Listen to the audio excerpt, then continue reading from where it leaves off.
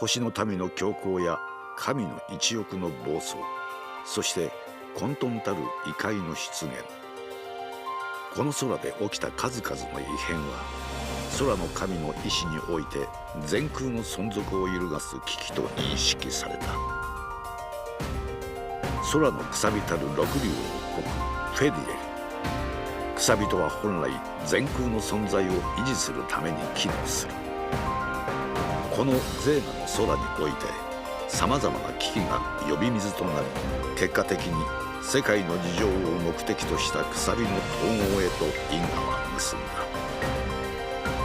北緯天がこれから起こりうる危機に対処する力を持ちうるのか、あるいはリスクとなり果てるのか。それを知るためこなたはやってきたというわけぞよ。忘れられた空にさらなる星が。私も召喚の力でサポートできればって思ってます。守られてばっかりにならないように。だったらよ、頼らせてもらうぜ。俺たちも手伝うぜ。井戸坊ゼーが最強の便利屋にしてやる。ゼーが最強の意味は分かりませんが、面白そうですわね。ラグナリオンに対抗しうる力があるかどうか確かめさせてもらうわ。見せてほしいな、視力の先、決死の底でくすぶる力を。そちもキーな因果に縛られしもこのまま得意点という引力に身を委ねるのか。あの人たちならいいかなって思ったの。空も星も巻き込んだ大きなうねりを作りながら前へ前へって進んでいきそうだから。オッスル流に尽くす新世界の神の力となるか。選ばせた。美しき圧倒的な闘争を経て万物を統べる王は降誕する。客として来たつもりはない。ここで全てを終わらせてやる。望むところだルシファー。俺の生き方は間違っていなかったと今はそう思える。この力で俺は空を守っていくぞ、バハムート・オルタ。最後のラグナリオンを駆逐すればいよいよこの空が試される時が来るぞよ。君たちはもはやゼーガで、いえ全空で最高の機空団なのは間違いありません。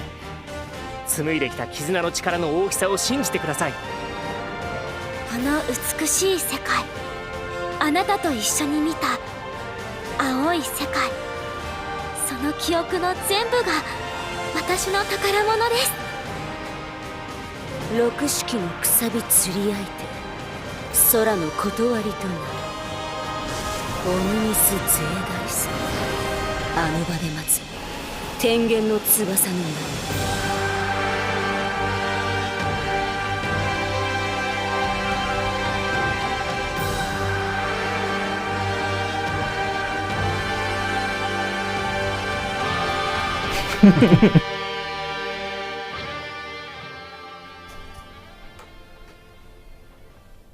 グランブルーファンタジーリリンクエンドレスラグナロク発売前夜生放送。はい、この配信は、本日公開されたグランブルーファンタジーリリンクのパッチノートの内容をディレクター陣とともに、確認しながらですね、いよいよ明日7月9日に発売を控える、エンドレスラグナロクよりですね楽しんでいただくための放送となっております。本日 MC を担当します中尾です。よろしくお願いします。ありがとうございます。そして、本日ですね本作のディレクター陣として福原さんと日高さんにも来ていただいております。それでは早速ですがお二人に自己紹介していただければと思うんですが、まず福原さんからお願いします。はい、グランブルーファンタジーリリンクエンドレスラグナロククリエイティブディレクターの福原です。本日はよろしくお願いします。お願いします。そして続いて、はい、同じくエンドレスラグナロク、ディレクターの日高です。本日はよろしくお願いいたします。お願いします。はい、というわけで本日はですね、こちらの3名でお届けしていくんですが、本日はメインがパッチノートの確認ということで、そうなんです。よろしいでしょうか。お願いします。お願いします。はい、というわけで、今回ですねパッチノートの確認を皆さんでしていくわけなんで、下の方に概要欄にですねパッチノートの URL が記載されておりますので、ぜひそれを一緒に開いていただきながら確認して進めていければなと思っておりますので、ぜひよろしくお願いいたします。それではですね、早速パッチノート確認の方を進めていきたいんですが、今回からリリンクをですね、プレイされる方だったり、ラグラルを、プレイされる方がいらっしゃると思いますので、福原さんから改めてちょっとご紹介お願いしていいですか。はい、お願いします。お願いします。はい、じゃあ紹介しますね。じゃあスライドちょっとお願いします。はい。はい、じゃあ改めてになるんですが、グランブルーファンタジーリリンクは、王道スマホ RPG グランブルーファンタジーのスピンオフタイトルとして、2024年に発売されたオンライン協力プレイ対応のアクション RPG です。はい。20名以上のプレイヤブルキャラクターが登場するんですが、一人一人のアクションの作り込みであるとか、それを掛け合わせた連携攻撃の楽しさを評価いただくことができ、現時点で200万本セールスを達成することができました。はい。で、これ実話的な話なんですが、はい、今作エンドレスラグナロクは、リリンクの発売後の反響の大きさにお応えするために、急遽開発が決定しました。最初予定がなかったです。そんなことってあるんですね。はい。でリリンクあらかじめその予定されていた、3回のアップデート以降の開発体制を、持たない計画だったんですね。で、アップデートするにしてもそのキャラクターや、クエストを単発で、追加していくのはちょっと難しいゲームデザインになっていたかなと思っていて、のでいただいた反響にお応えするためには次に紹介する内容を、全て同時に盛り込む必要があると考えて、生まれたのがエンドレスラグナロクという形になってます。ファンからしたらそんなことはあるんだねっていう話ではあるんですね。なんかいろいろあるんですよね。ありがたい話ですね、本当に。でこれですね、ちょっとあくまで大きな項目としての、紹介になるんですが、はい、ストーリー、プレイヤブルキャラクター、あとはバトルシステム、新難易度のクエスト、あとは新しい育成システムと、新しいゲームモードっていったものを追加しつつ、リリンクのその最初からエンドレスラグナロクの最後までを、一つの作品としてまとめ直すために、UI の改修であるとか、リリンク部分のゲームバランスの調整やイベントの追加など、全体のゲームデザインを丸ごと調整しています。なるほど、そうですね、これ。でこれによって、コンテンツ量は、ゲーム全体で 50% くらい増えてるかなと。50%？ はい、全体で 1.5 倍というか。すごいですね。はい。で今回初めてプレイされるっていう方は、大ボリュームのアクション RPG として存分に楽しんでいただけると思いますし、リリンクから、リリンクやり込んでくださっていて、セーブデータを引き継いでプレイされる方でも、新しい部分を、2、30時間は少なくともしっかり遊んでいただけるんじゃないかなとは思います。2、30？プレイ時間がリリンクこのゲーム結構人によって、その進行具合と、そうですね、プレイ時間の、バランスが結構幅が広いので、あくまで目安ではあるんですけど、そのぐらい増やしてますという感じです。はい、でエンドレスラグナロクのコンテンツについてなんですが、これが前作リリンクの後半で出現するプロトバハムート戦のクエストをクリアすることでエンドレスラグナロクのストーリーがスタートします。ちなみにルシファーは、倒してなくて大丈夫です。ソロはね結構悲しくなるんで、ルシファーはあくまでアップデートで追加された、最難関のクエストっていう立ち位置なので、はい、ちょっと倒せてないよっていう方でも全然プロトバハムートさえ倒せればいけますんで、はい、そう思ってもらえたらなと思います。はい、福原さんありがとうございました。結構コメントでもいろいろあったんですけど、確かにその探索だったり、新しくその追加されるキャラクターとの掛け合いとかも楽しむと230超えちゃうよねみたいなコメント結構ありましたけど、急げばそうですね、もっと早くエンディングまでいけるかもしれないですけど、結構いろいろ楽しんでもらえるといいなとは思ってます。はい、ぜひですねいろいろな楽しみ方で進めてください。初めてですねプレイされる方、はもちろんとして、リリンクプレイ済みの方もかなりがっつりと遊べそうだなっていうのがもうトレーラーから感じれたので、改めてトレーラー見た後ですけど、本日そのパッチノート、公開されたパッチノート確認いきますか。いきますか。もう皆さんもすでにね配信開始前から2時間前くらいから出させていただいてたんで、見てる方もいるかなと思うんですけど、すごい量ありますんで、一緒に進めていければと思います。それではパッチノート画面の方よろしくお願いします。というわけでこちらの画面が出てまいりましたが、でパッチノート結構多くて結構かな、ちょっと数えたんですけど400項目ぐらいは確かあるはずなので、一応一通り触れていこうという。そうですね、なんかとりあえず見出し項目を一つ一つ拾いつつ、なんか補足であるとか、これはこういう意図でみたいなのがあったら挟んでいけたらなと思ってます。はい。ただ量がなんかめちゃくちゃ多いんで、ちょっと順番こで読めないかなって思うんですけど。お二人でってことですよね。いや、中尾さん3人ですね。GM 僕ら素人なんで、中尾さんの読めってことですね。お声でね読んでもらえると嬉しい人もいるかなと。本当にこんな日が来ると。じゃあ最初でもさすがに日高さん、そうですね、そうです。この順でこの順番でいきます。はい。じゃあまずエンドレスラグナロクの新規追加要素からですね。エンドレスラグナロクの新規追加要素は、グランブルーファンタジーリリンクエンドレスラグナロクのソフトまたはアップグレードキットをご購入いただいた方がお楽しみいただけます。でまず、新たなグレード、天井ブライの気空士を追加しました。天井ブライの気空士、はい、これはゼーガの英雄の次のグレードですね。クエストの、新しい難易度が解放されていくとついてる名前ですね。それが新しいものが追加されたっていう。はい、サクサクいきます。次は、メインストーリー交渉エンドレスラグナロクを追加しました。でクエストランクプラウドのクエスト、便利愛巻大いなる空を狩る黒銀の翼をクリアすることで開始されます。これさっき言った、プロバハを倒すと開始されますっていうものです。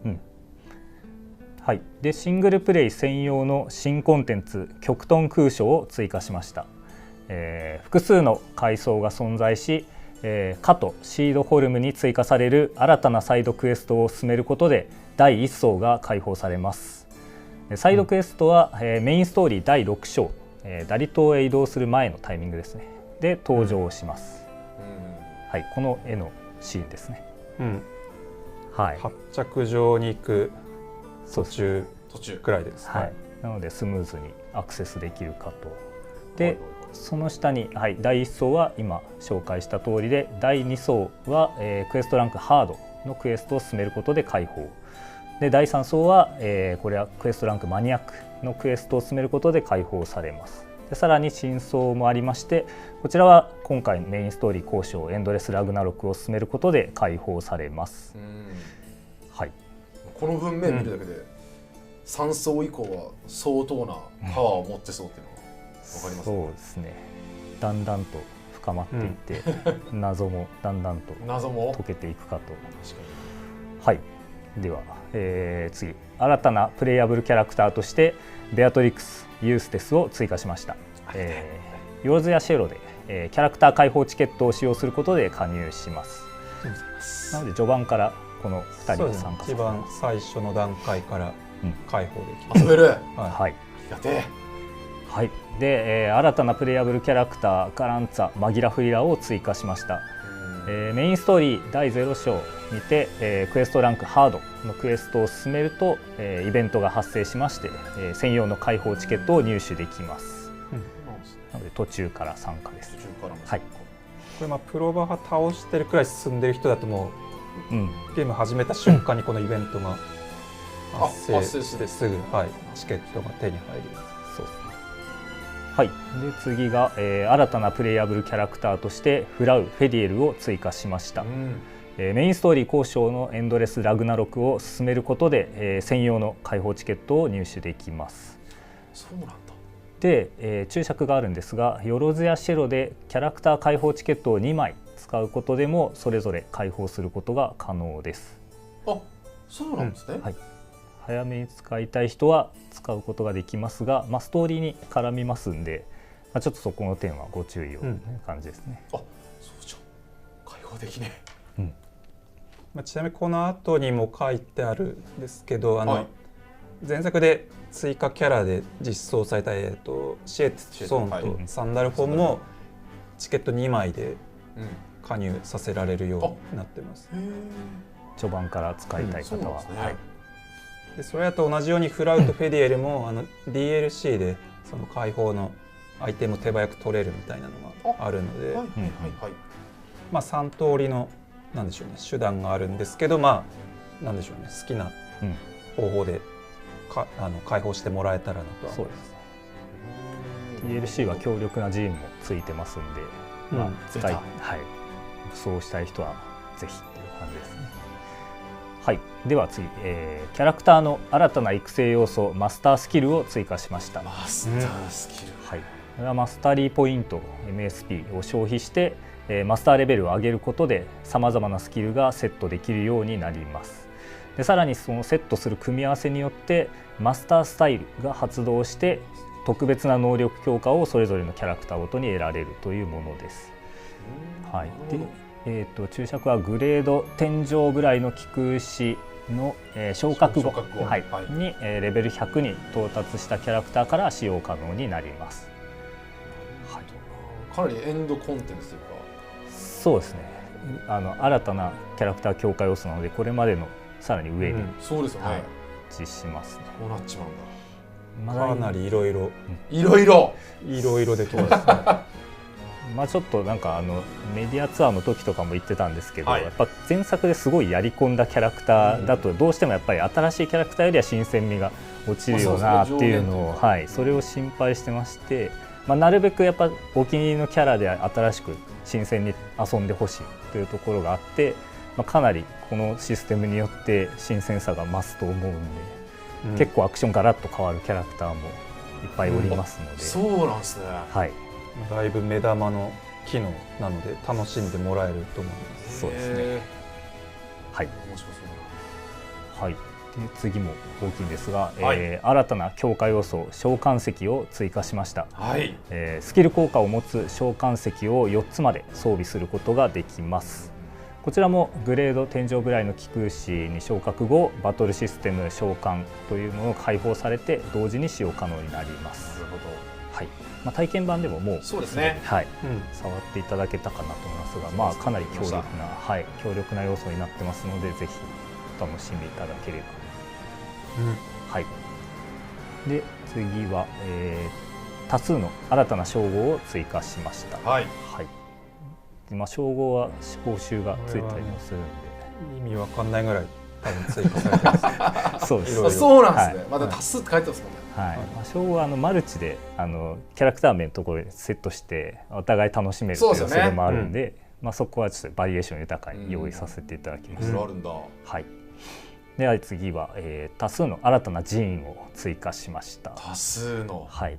これはクエストランクカオス以降のクエスト報酬などで新しいものは入手可能です。そうですよね。はい。こういっぱい手に入れていかないと。そうですね。はい。いっぱいやらないと。だいぶ手に入りやすくはなっているので、はい、ご安心を。はい。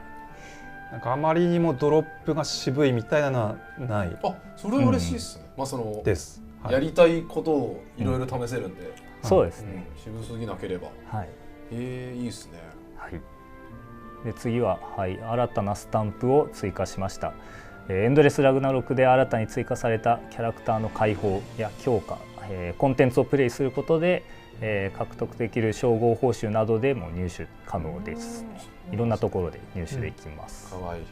はい。ふんまーなスタンプがありますね。いろいろまた使っていただき、この中でなぜイオだけ追加されてるのか確かにこれ意味あるんですね。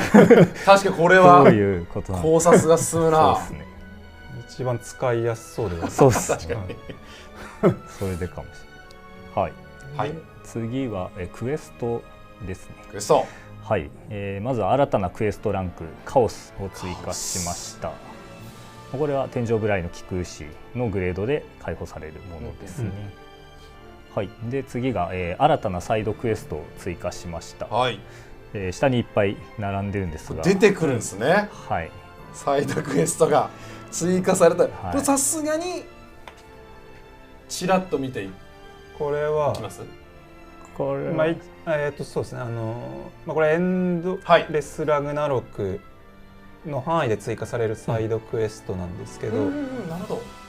まあ一応これで全部ではなくて、はいまあ初期段階で解放されるものっていうがこちらになりますと。感じです。で、なんか下にカニがどうのこうのいっぱい書いてあるんですけど、まあこれが前作でリトルスニッパーというカニを集める、まあ、サイドクエストがあったんですけど、新しいカニが漆黒ガニが実在したって書いてますよ。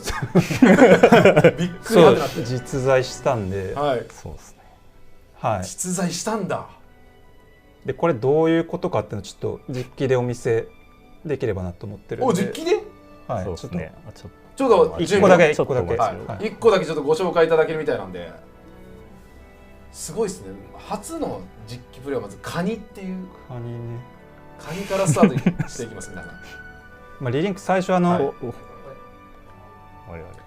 プ機能マップ機能がなくて、そのリリース時は、でカニを探すのがまあちょっと大変みたいな。まあそれはマップないのを前提に設計されてたからなんですけど、まあアップデートでマップが追加されてカニの居場所も分かりやすくなったんですが、まあじゃあ漆黒ガニマップ使えば余裕なのではみたいな、思われるかもしれない。余裕でしょう。これマップですからね。これ画面映ってるんですかね。今画面来てますかね。あ、大丈夫ですね。来た。ありがとうございます。でカニ漆黒ガニなんですけど、まあマップにこういはします。ただなんか変な場所に変な場所に。そういえばラカムと私たちが初めて会ったのもこんな風景がないから。これどこだろう。ラカムさんがいたからこういうことみたいな。作ろうってなったんだよね。気になって仕方なかったんでしょ。団長たちのこの辺かみたいな。ああ、そうですね。マップ上では思うじゃないですか。まあちょっとこの放送をご覧の方向けに1個だけお見せするんですけど、まあマップなんかこの辺にいそうだけどってはなるけど、実はここに道がもしかしてここそういたでこんな場所あったっけって思われる人もいるかもしれないですけど、このカニのために地形がちょっと変わってカニのために地形を変えたんすか。基本的にお互い不干渉なはずなんだが、報復される。まあこういう感じでちょっとマップを見てるだけではたどり着けないカニが漆黒ガニいっぱいいるんで、ちょっと頑張って見つけてもらえる。頑張ってください。これ確かに今までやり込んでる人も、まあこのなんか前作ここ怪しいポイントあったよなみたいなのなんかふわっと思い出せる人もいると思うんですけど本来は、それを超えて変えるってまずちょっとマップ全土から探すはえぐいのでまあいるとこは大体ヒントはあるんですけど、一筋縄じゃいかないよっていう感じですね。逆にもどかしい気持ちになりますね。そこにいるのに。そうですね。これすごいな。幻なんで。ここにいんのみたいな結構面白いのが多いかなと思うので、はい。これぜひ探してもらえたらな。はい。よろしくお願いします。はい。漆黒ガニが始まります。はい。始まります。じゃあ再度パッチノート画面へとお願いします。ありがとうございます。さあ続いてバトルになっていきますが、ここどうでしょう。交代します。ひでこさんいきます。中尾さんいきます。自分ですか？自分？じゃあ順なんで一応順番に。はいはいはい。はい。はい、これバトル。はい。新たなバトルシステム召喚を追加しました。グレード天井部雷の気空士昇格後、クエストランクカオスの対象クエストおよび極東空所一部エリアで使用可能となります。使いたいくなるエリアではだいたい使えるんで、大丈夫。ところではもらえると。ちょっと特殊なクエストとかで使えない場面があるんですけど、だいたい使えます。はい。次は新たなバトルシステムアセンドチェインを追加しました。アセンドチェインね。これもグレード天井部雷の気空士昇格後、クエストランクカオスのクエストおよび極東空所で使用可能となります。はい。これは制限なくどのクエストと極東空所のエリアでも使えます。で条件が体験版ではちょっと体験できたんですけど、はい。リンクタイムっていうリンクタイムをリンクアタックをしていくと高まっていくカウンターが 100% の状態で、全員でリンクアタックをすると発動する、リンクタイムっていう状態があるんですけど、強くなれる。それ発動するとアセンドチェインの準備完了っていう状態になって、その後4人で扇チェーンフルチェーンすると、ルリアが追撃に加わってくれるっていうものです。で1回目アセンドチェーン発動するとプロトバハムートが出てきて、2回目だとちょっと変わって3回目だとさらに変わってみたいなで威力もちょっとずつ上がっていったりします。これは発売後にちょっと確かめてもらえたらいいなと、思います。次が、ベアトリックスのクロックオーデルタによる強化効果の切り替えにおいてボタン長押し以外の操作方法も追加しました。これ熱いです。熱いですこれ。通り過ぎました自分。そうですね。ボタン単押しで1回押したら次の位置、2回パパッと押したら2つ先にシュシュって2つ先でかいですね。力入れすぎて通り越す時結構あったですね。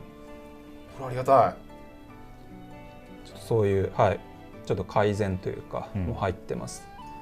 コメントにもありますけど、もうベアに調整というかこういうの入るんだ。ギリギリ入りました。そうですね。だいぶギリギリで。そうですね。で次が、ベアトリックスの因果食いモードの派生フィニッシュにおいて、ボタンフィニッシュ後に回避を行ってもコンボを継続できるようにしました。でかっ。これスクロールってそうですね。スクロールは向こうでやってもらってます。下へとお願いします。じゃあ危ないと思ったら一回回避も挟めるってことですね。そうですね。ありがてえ。ちょっとコンボフィニッシュまで行くルートというか、手間が長いので、そこのなんでしょうね、ちょっとリスクを低減する対応というか、使いやすくなってます。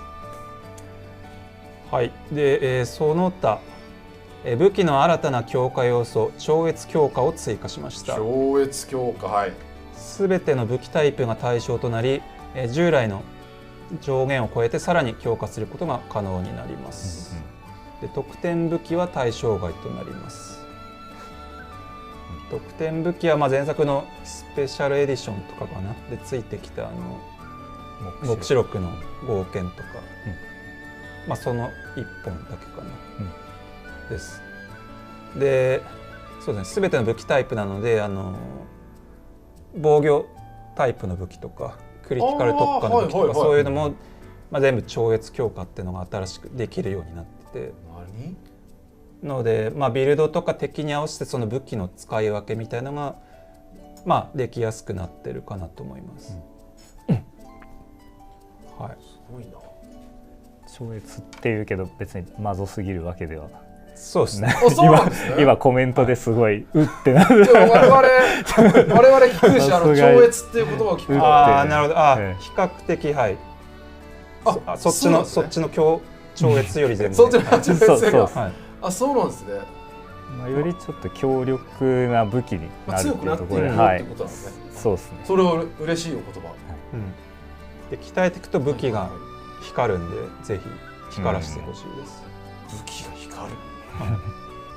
まあ前は覚醒タイプの武器と究極タイプの武器だけ、まあ最大まで覚醒強化すると光ってたんですけど、今度全部の武器が光るようになるんで、好きな武器を光らせるんだ。はい、で次が、以下のステージで入手できるトレジャーにキャラクター解放チケットを追加しました。まあ、チャプター15、20、29、34なんですけど、まあ、これは純粋にキャラクターが増えたのでその入手手段として増やしてます。まあ、クリア済みの方はチャプターセレクトから行って探してもらえたらなと思います。はい、はい、ちょっとセレクトだ。で次が、まあ、これちょっと先に言っちゃいましたけど、プレイヤブルキャラクターのシエテ、ソン、サンダルフォンを、ヨロズやシェロでキャラクター解放チケットを2枚使うことでも解放できるようにしました。素材がなくても、はい、序盤でもまあ2枚使ってもらえればすぐ解放できます。はい、で、プレイヤブルキャラクターのシエテ、ソン、サンダルフォンの新たな武器を追加しました。なんだって？まあこの3人武器が以前だと2本しかいなかったんですけど、今回、クリティカル特化武器と、究極武器の2本ずつ追加しています。究極エフェスなんだ。究極はまあやっぱエフェスかなと思いまして、はい、で必要なトレジャーが、まあ、これ極東空将第2層、はい、あと第4層って書いてあるんですけど、プレイしてもらえると入手できるトレジャーを使って、武器を作れます。なんか少なくとも究極はもうエンドレスラグナロクに入らないといけないってことですね。第4層。そうですね。そうですね。ちょっとこの差に他のキャラクターとちょっとまあ扱いがちょっと違うっていうところで入手方法が違ってます。楽しみやな。はい、で次が、レベル100以降のレベルアップ報酬に上級連成チケットを追加しました。上級連成チケット、まあこれはチケット1枚につき上級連成を1回行うことができますっていうものですね。ありがてえぜ。はい、で次が、フォトモードに新たなフレームを追加しました。まあなんかいろいろいっぱい追加されましたね。はい。カニがいるな。カニ？下の方。あ、下、カニの手招き。そんな手招きなんだ。以下のフレームは特定の条件を満たすことで入手することが可能です。なるほど。まあなんとなく一瞬で分かった気がしますね。一つ。一応一つ答えを見つけた可能性ありますね。はい。で次が、フォトモードに新たなフィルターを追加しました。はい。まあなんかさらにバラエティ豊かになってます。アナログ。まあアナログは結構こだわりました。こだわりありますよね、これ絶対。2つあるですもん。はい。なんか結構何回か調整してて、その担当してたスタッフにアナログRGB 端子のアナログでゲーム見たことありますかって聞いたらないですって言われて、ないですいろいろ、はい、なるほど、履修してもらいました。若かったで相当こだわってますね、はい、そこそれはかなりのこだわりが入ってるな、ぜひ欲しいですね、まあ、どれも、まあ、フレームもですけど、面白いのが多いんで、フォトモード好きな方見てもらえたらなと思ってます、ぜひぜひ、はい、次が、ロード画面のビジュアルを変更しました。変更されました。ロード画面で表示されるチップスを追加しました、新たなトロフィー実績を追加しました。これは大きいでしょうね、集めたい人もこれはそうですね、エンドレスラグナロック部分のプレイに合わせて、まあ、新しいトロフィー実績追加という感じです。で、新たなアクティビティを追加しました。これはプレイステーション5専用の機能のものなんですけど、はい、追加してます。しっかりと。はい。じゃ次が、はい、ゲーム連動特典。はい。どんどんいきましょう。どんどんいきましょう。これパスするかどうかもいきます？いや、じゃあ一旦いきます。はい。じゃあ下に本作と、はい、モバイル RPG グランブルファンタジーの両方をサイゲームス ID に登録することで、よろずやシェロから連動特典を受け取ることができます。はい。はい。スクロールお願いします。終わった。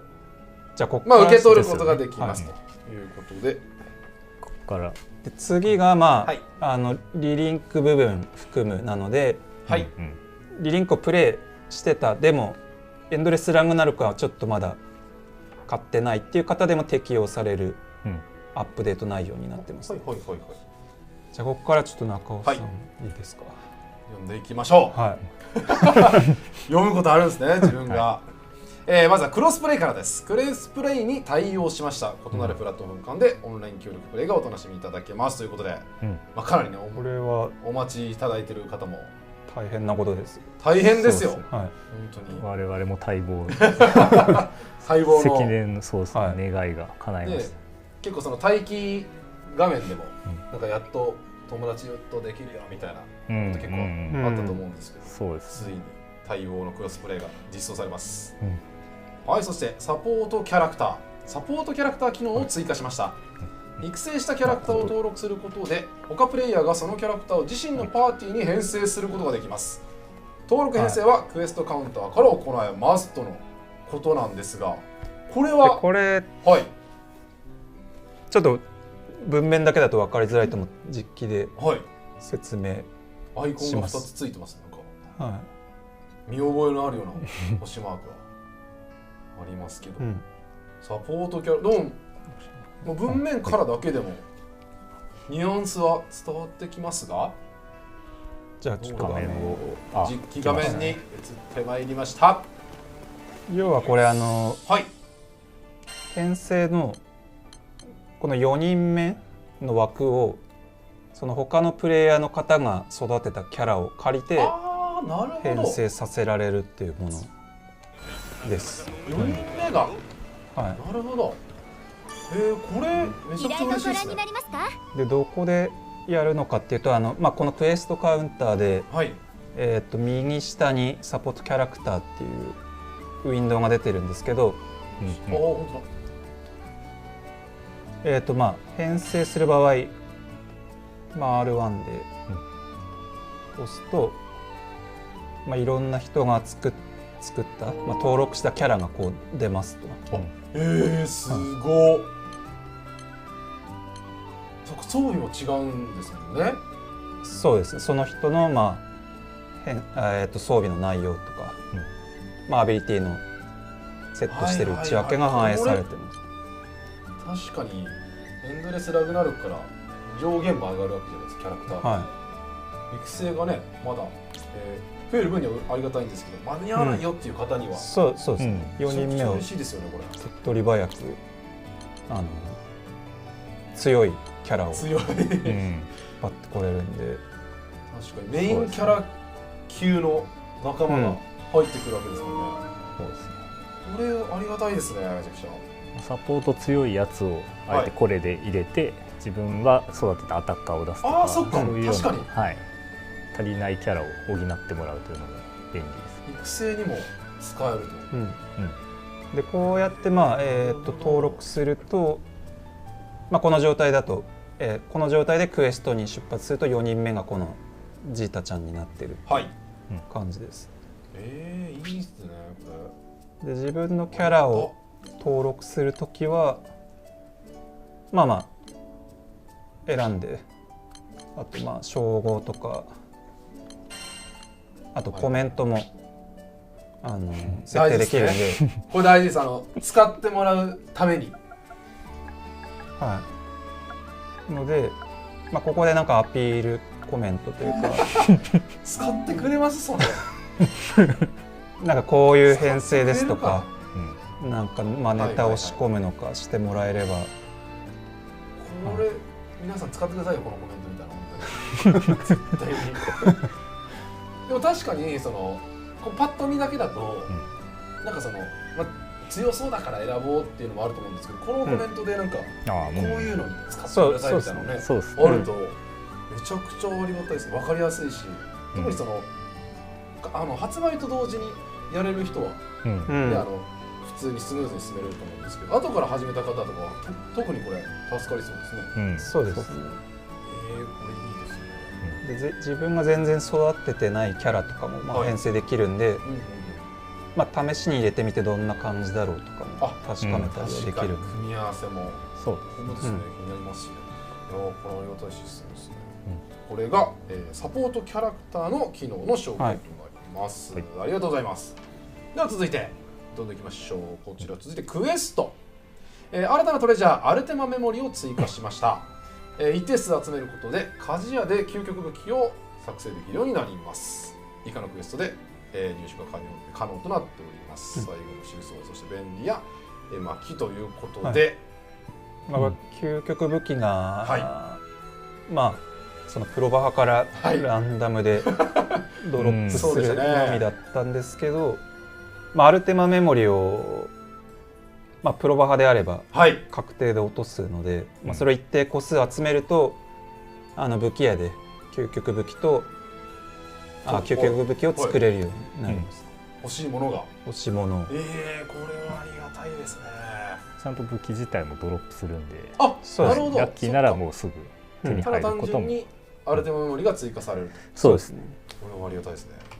はい、そして以下のクエストの難易度を調整しました。エネミーの攻撃力の引き下げや非弱体化効果時間の短縮等を行っていますということで、クリアしやすくなっているということです。これはなんか竜が2匹出るやつと、ガランツァとマギラフリラのがちょっと特に難しいと言われてたので、ちょっとそこの緩和というか、させてもらいました。ありがとうございます。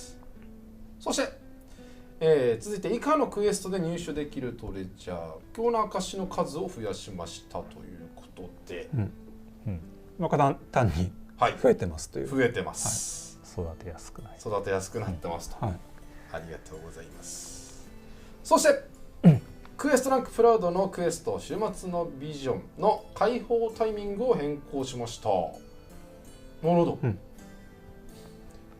そして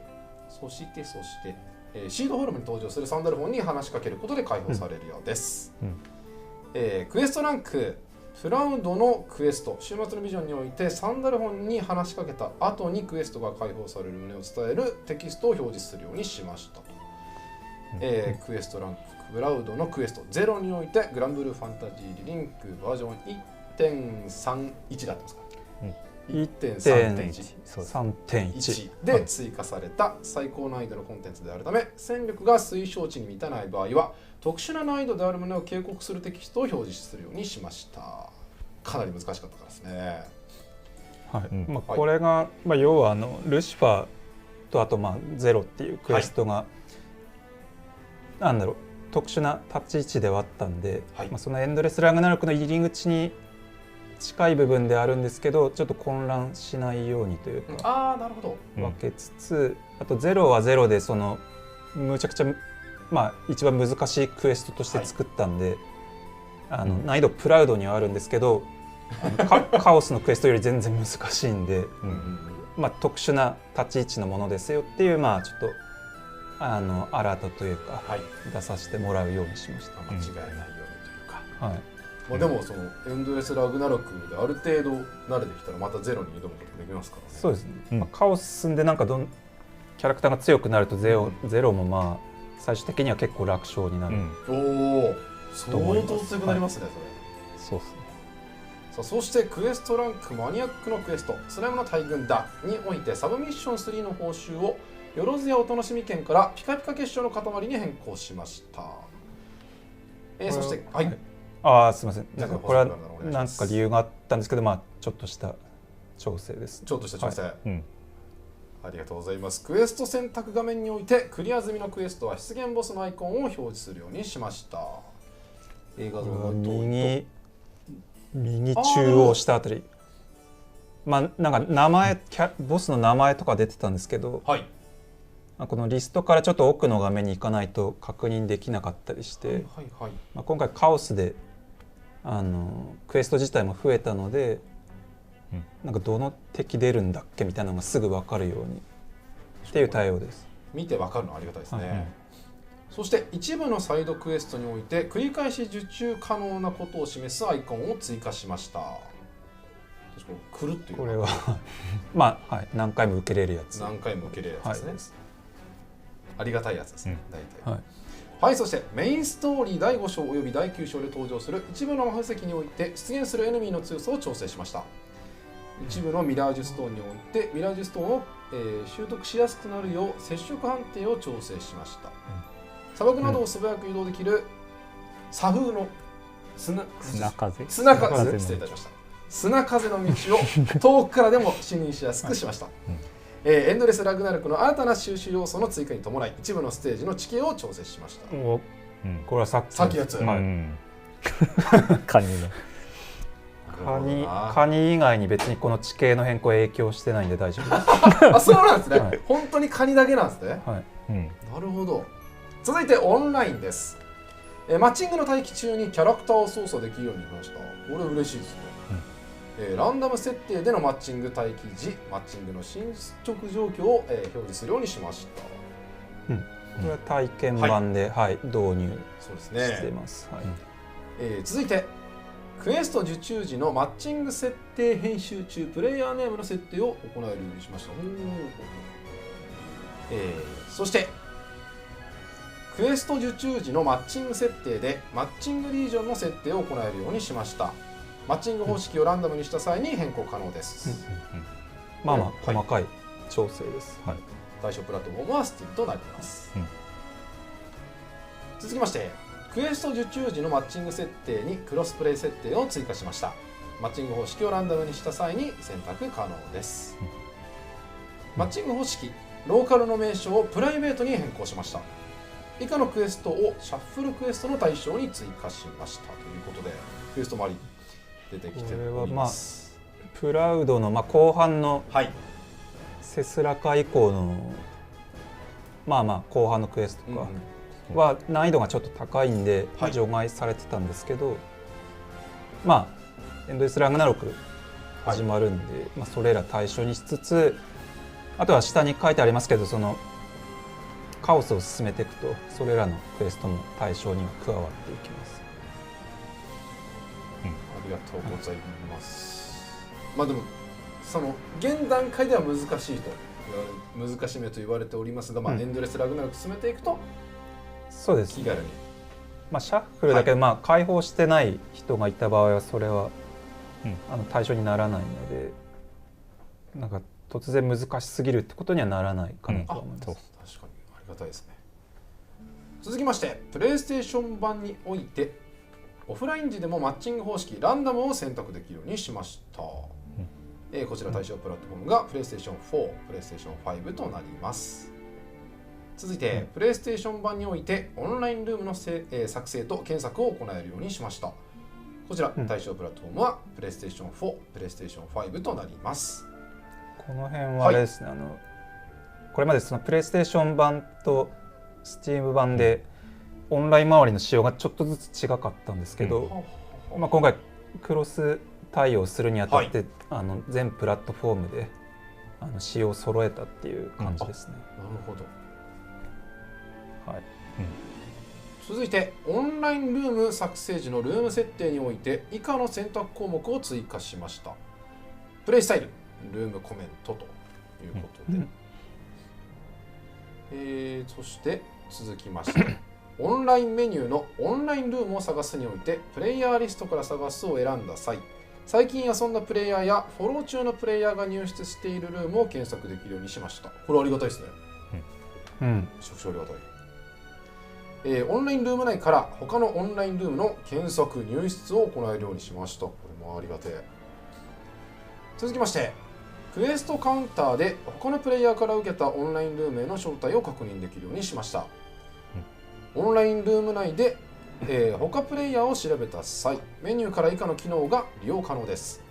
キャラクター詳細、フォロー管理、リーダー変更、プレイヤー管理、他のプレイヤーに対するミュート、ブロック、通報機能を追加しました。そしてキック機能を使用した際の待機時間を削除し、連続で使用できるようにしましたと。ここら辺は遊びやすくなっているというか、そうですね。そうです。かなりフォローされているという印象です。続いてバトルになりますが、いや僕やりましょうか。そうですね。いいですか？はい、大丈夫です。結構きますね、喉に。はい、ちょうどいいかな。はい、まずは全般に関わるものですね。攻撃アクション中などガードアクションが行えない状況でもタイミングよくガード入力することでジャストガードが行えるようにしました。かなり強力ですね。はい、難しいですね。そうですね。言うて難しい。難しい。言うて難しい。おお、なるほど。はい。で、次が方向キー、方向ボタンの下で、奥義指示の切り替えができるようにしました。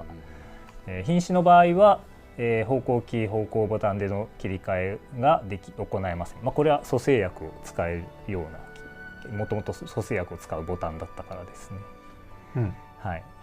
ちょっと奥まってたんで、ちょっとバトルしながらでもワンタッチでできるようにっていうので、追加させてもらってます。はい。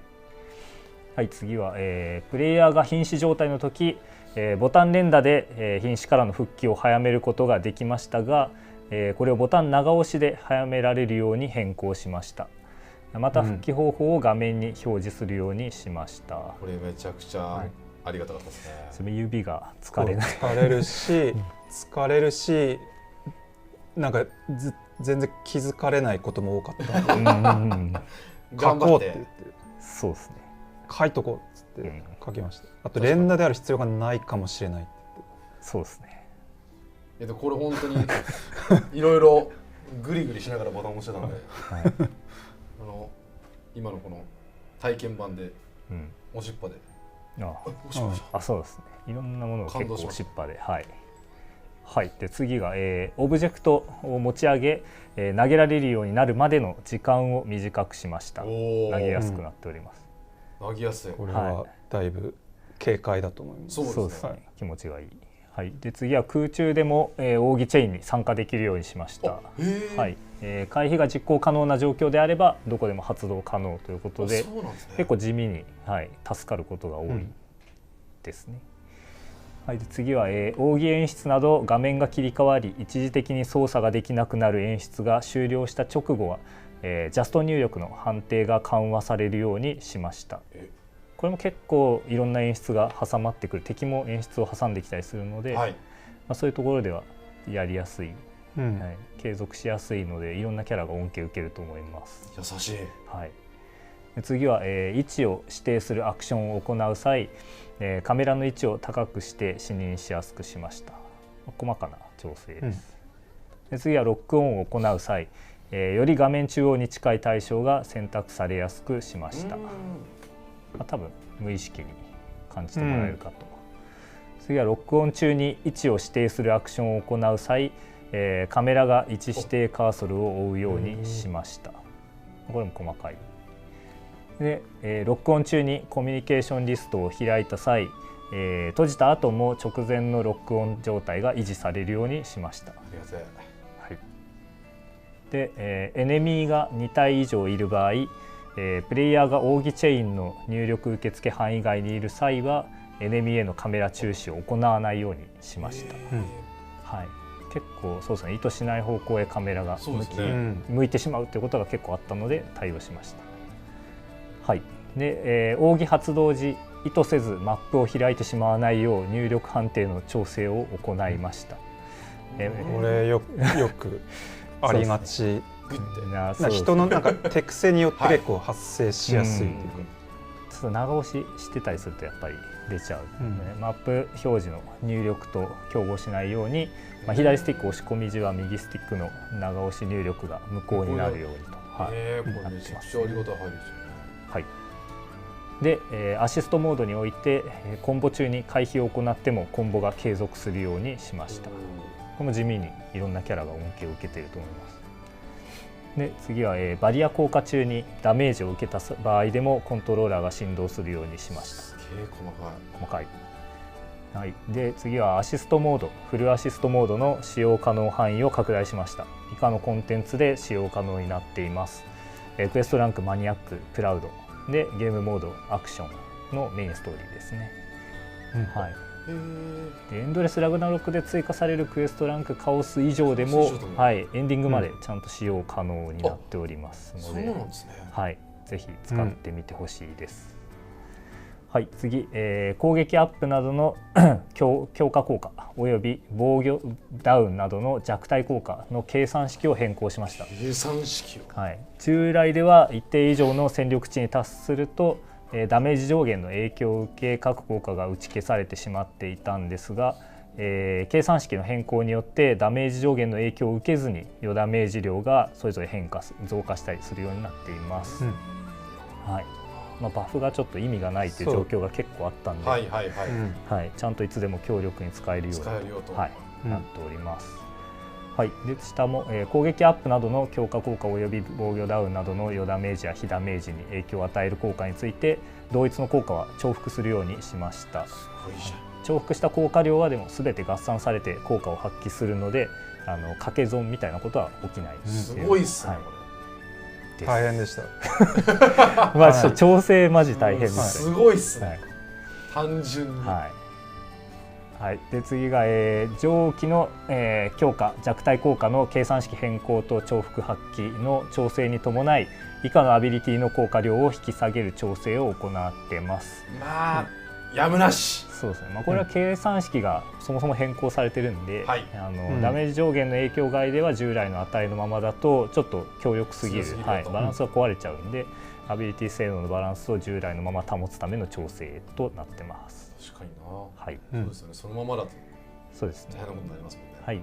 ほぼ全部影響してます。ダメージ上限寺院とか出てくる前とかのプレイフィールは全然変わらないようにはしてるんで。そうですね。敵側とかでも調整を行ってますね。で、はい。アビリティだけでなく、キャラクター専用寺院についても同様にバランス調整が入っております。はい。はい。ここら辺はさっき言ってくれてるように計算式が変わったから、そうですね。プレイフィールを変えないようにというところですね。で、そこは新しいので、キャラクターの HP が99,999以上に上昇するようになったことに合わせて、各種回復薬の回復量に上限を設けました。今までそのパーセントで普通に言ってたので、ものすごい、回復をしてしまうのを、ちょっとここは回復量回復量の上昇効果があったりするものもあったりするので、そういう寺院とかそういうところで回復に重きを置きたい人はカスタムできるようにはなっております。はい。マスタースキルにもあった。はい。で、下がキャラクターの HP が99,999以上に上昇するようになったことに合わせて、これはアビリティの方ですね。アビリティの方の同時に、調整しております。すごい。これは逆に調整前が低いみたいなのがあったんで、結構考えてますね。はい。上げてると。もありますね。はい。めっちゃある。まだまだあります。サクサクいきます。大丈夫です。奥義を発動可能な NPC が複数いる場合、エネミーに対して弱点属性を持つキャラクターが優先して奥義を使用するようになりました。地味に嬉しいやつ。嬉しいですよね。次は NPC がダメージを受けて吹き飛ばされた際に受け身を取って即座に復帰するようにしました。時々ずっと倒れたりして、そうですね。はい。でリンクタイム発生時のエネミーの挙動を吹き飛びからよろけに変更しました。かなり細かい。はい。これなんか浮き上がって攻撃ヒットさせづらいみたいなのが起きてたんで、それ発生しなくしました。はい、で吸収効果の HP 回復量の上限を攻撃の威力に依存するようにしました。逆に言うと攻撃が強ければ強力な吸収効果になるので、はい、結構恩恵を受けるキャラもいます。そうなんですね。はい、で次はスキル自動復活ガッツの効果発動を回数制に変更しました。再発動までの時間経過については従来通りです。はい、これはちょっとカオスを作るにあたって、なんでしょうね、前はそのリリンクの0までの範囲で難易度が設計されてたんですけど、今回さらに先を作るにあたって仕様が今まで通りだとちょっとあまりにも強力すぎたんで、そういうことですよね。ちょっと他のいろいろとの兼ね合いもありつつ、ちょっとこれ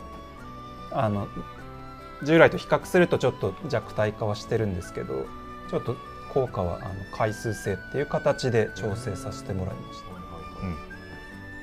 はい。で次が、はい、スキルフラジャイルドッジの発動条件を回避ボタンで行う回避のみに変更しました。またジャスト回避成功時に4ダメージダウンが付与されるようにしました。なるほど。話題ですね。これは話題では話題です。これはすいませんっていうやつです。さすがにっていう。ちょっとそうですね。まあでも予期しない。また新しい遊び方が絶対あるんですよね。そうですね。まああんま悪さされたらちょっと困っちゃうんで。まあこれも0までならなんか良かったんですけど、ちょっとその0、まあカオス作るにあたってちょっとこのままにはしておけないよねっていう形で調整させてもらいました。新しい楽しみ方絶対あると思うんで、見つけていきましょう。はい。で次、はい、スキルポーション所持数において、スキルレベル15で付与される蘇生薬の数を変更しました。2個が1個になっておりますが、これもちょっとバランス調整の、そうですね。はい、ですね。はい。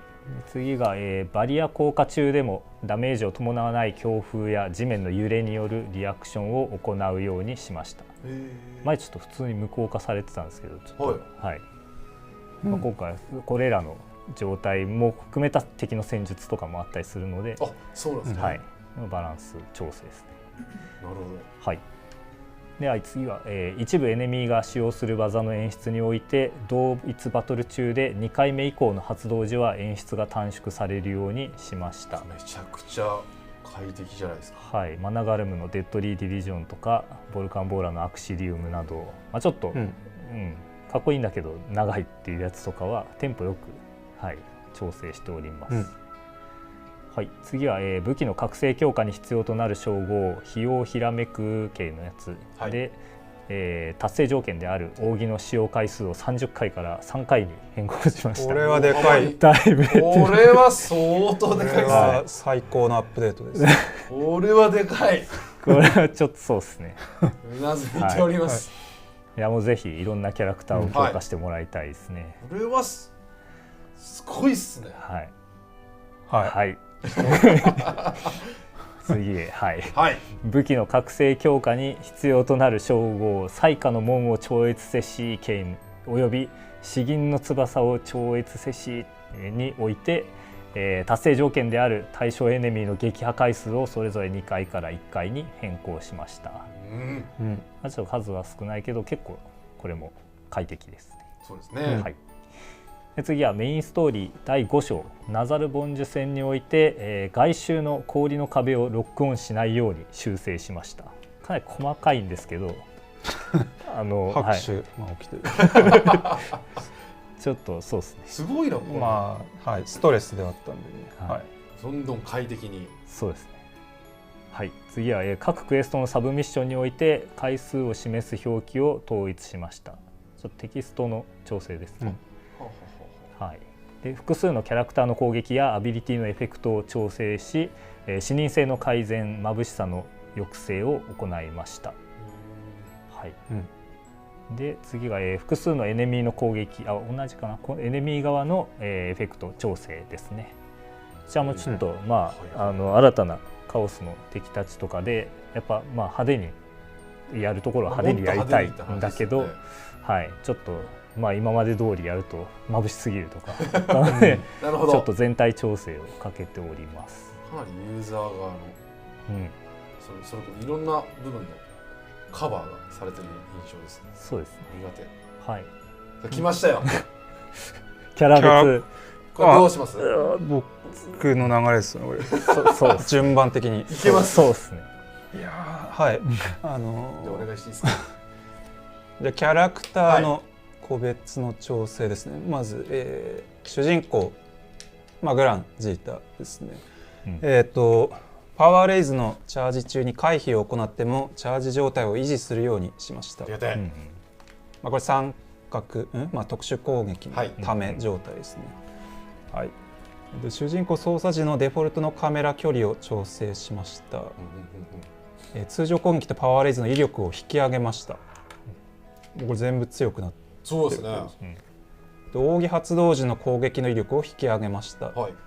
これは扇はなんか、ほぼ全キャラ上げてる形になりますね。アビリティファランクスの効果対象を近くの仲間から仲間全員に変更しました。はい。でアビリティカバウ発動時に付与されるステータス効果を防御アップから非ダメージカットに変更しました。すごいじゃん。アビリティカバウでガード不能な攻撃もかばうことができるようにしました。なんだって。防御性能、防御系のアビリティか、強化、使いやすくなりつつっていう感じです。火力も上がってますか？火力もそうですね。バランスよく。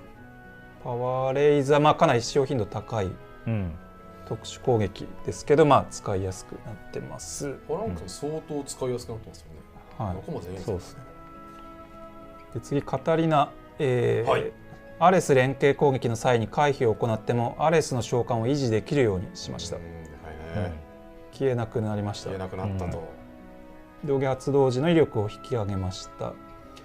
ステータス効果が重複する調整に伴い、専用人守護者の戦機の4ダメージアップの効果量を引き下げました。これはさっきあったバフの調整に紐づくものです。ラカム扇チェーンの入力受付範囲を拡大し遠距離からでも扇チェーンに参加しやすくなりました。これは遠距離系のキャラが全員入ってる全員入ってるんですね。ちょっと遠目からでも扇チェーンに参加しやすくなってます。で歩きながら通常攻撃を行う際オートエイムを維持できるようにしました。ブルスナイプを連続で使用した際キャラクターが前進しないようにしました。地味に大きい。これ大きいですね。なんかこれ微妙にちょっとずつ前に出てそう、はい。通常攻撃とブルスナイプ5の威力を引き上げました。威力が上がる？最大ため打ちですね。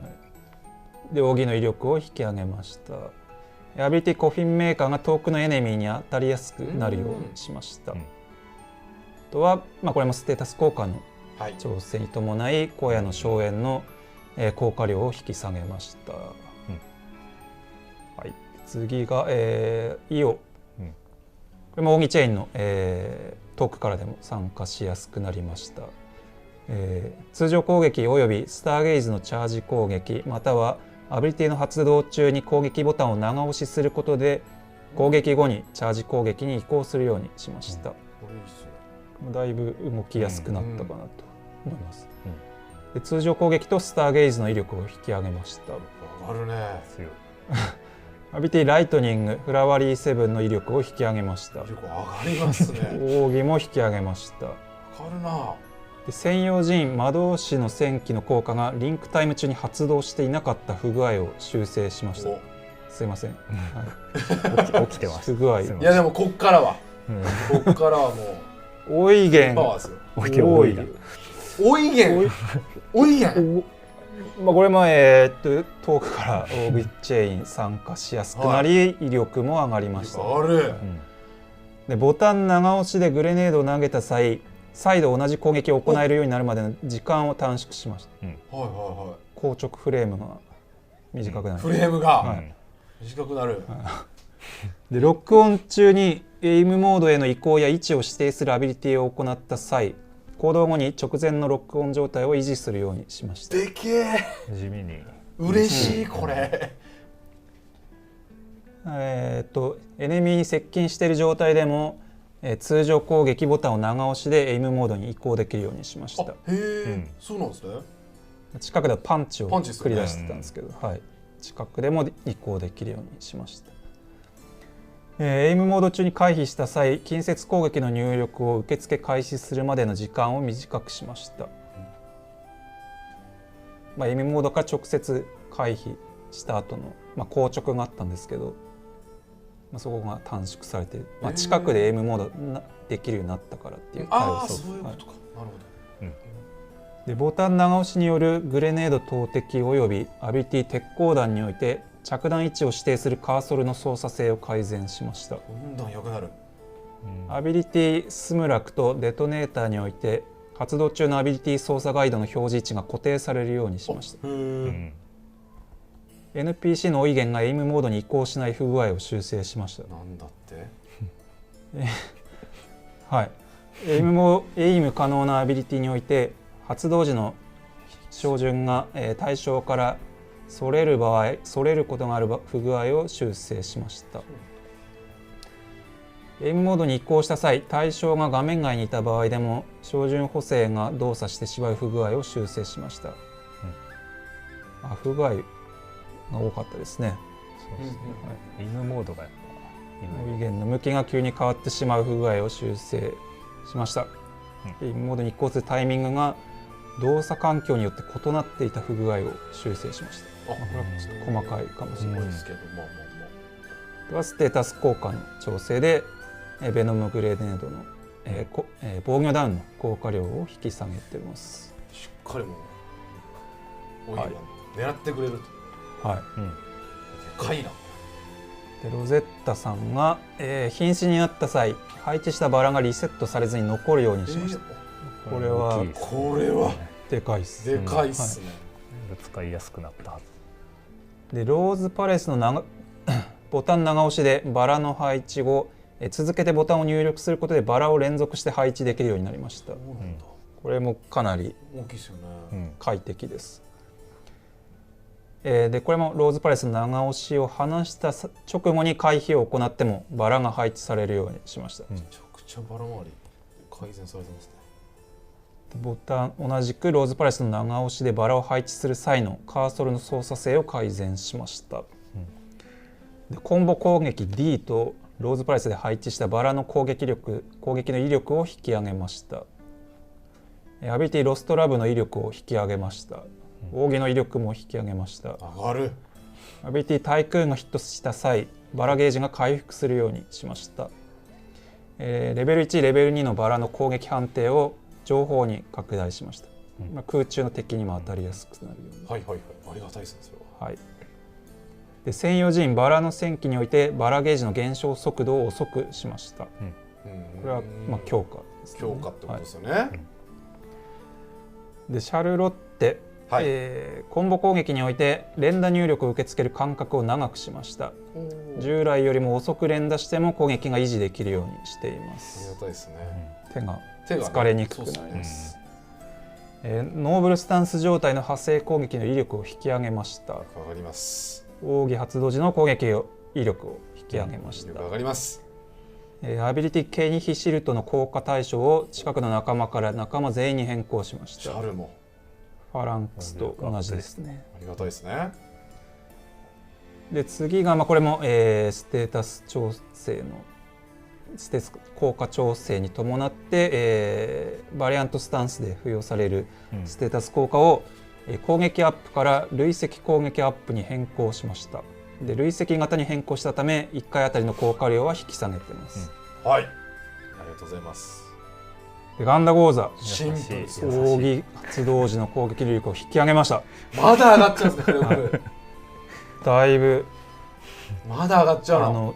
少ないけど、ガンダゴーザ強いんで、そもそも、まあ、とてつもないパワーは、はい、マスター好きでさらに確かにあれしてるんで、確かにそうか、まだナチュラルに上がるんですね、火力が。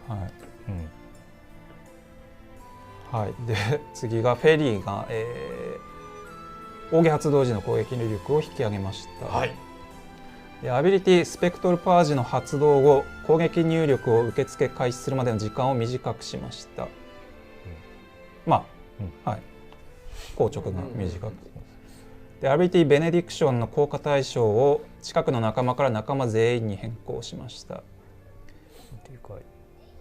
アビリティウムラオフで呼び出したベッポが、アビリティや固有寺院におけるペットの数に応じた効果に反映されるようにしました。まあ、これペットの数に換算されてなかったってことかな。オンスロートでペットを消滅させた直後に特定のアビリティを使用するとペットが正常に呼び出されない不具合を修正しました。はい、弱体無効効果を得ているエネミーに対しペット攻撃時の弱体効果が付与できていた不具合を修正しました。アビリティベンデル、シュトラーフェおよびペットの攻撃において奥義ゲージが上昇するタイミングを初段のみからヒットごとに変更しました。はい、大丈夫ですか？大丈夫です。お、何いや、まだいけます？僕がまだじゃあ4騎士ぐらいまでいきますか。じゃあお願いします。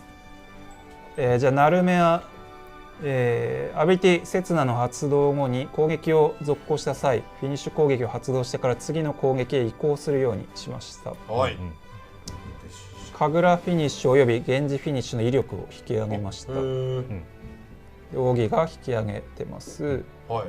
でアビリティ放末無限において使用した直後に回避を行い源氏の構えの長押し通常攻撃を続けるとアビリティのクールタイムを発生させずにチャージ攻撃を短縮できる不具合を修正しました。ダメージ上限の仕組み変更に伴い神楽の構えにおいて胡蝶の数に応じて上昇する各種攻撃力を引き下げました。これはステータス効果調整と似た性質のものですね。で専用寺院残機の戦機の奥義ゲージ上昇量が減少する効果をマイナス 50% からマイナス 30% に変更しました。結構言われてましたね。はい、で次ランスロット、サポートアビリティシュティレグランツにおいてコンボ攻撃を一定時間繰り出すとステータス効果連撃を得るようにしました。ボタン連打を続けることで段階的に効果が上昇します。連続でザス切り続けると、バフがどんどんレベルが上がっていって、ダメージが上がっていくというものですね。でコンボ攻撃からコンボフィニッシュへ移行できるタイミングを調整し操作性を改善しました。これなんかちょっとやりづらかったんで、緩和しました。はい、コンボ攻撃において連打入力を受け付ける間隔を長くしました。これも遅く連打してても維持できるようにしています。で奥義の威力を引き上げました。ありがとう。確かにいっぱい入力する系だとゆっくり入力しても、コンボしっかりそうですね。だったら、そうですね、ありがたいですね。はい、で次ベイン、アビリティリフトディバイダーにおいてガードされた際のノックバック距離を調整しました。従来よりも攻撃が連続ヒットしやすくなっています。エネミーの一部の攻撃を投げ払いでガードした際ビートゲージが上昇しない不具合を修正しました。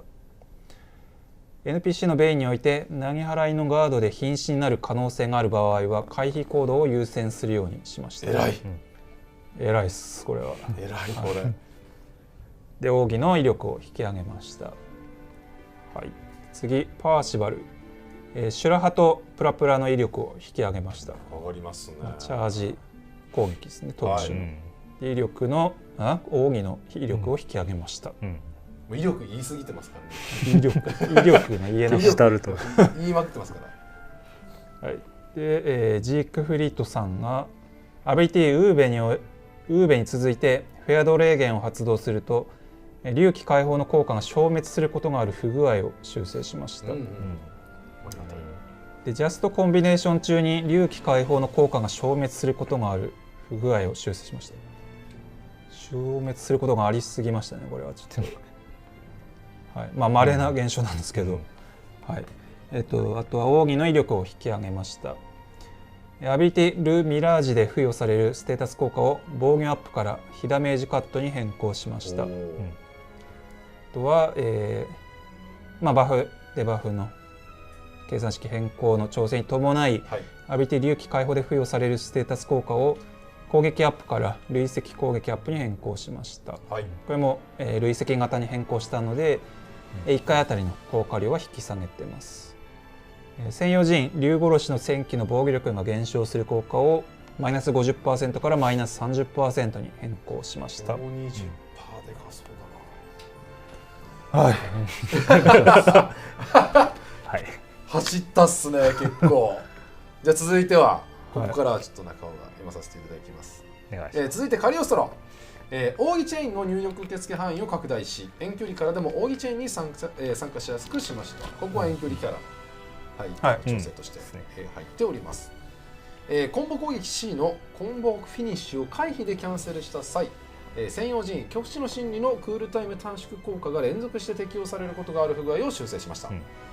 奥義発動時の攻撃の威力を引き上げました。これ一発目で今危なかったです、威力が効きすぎて。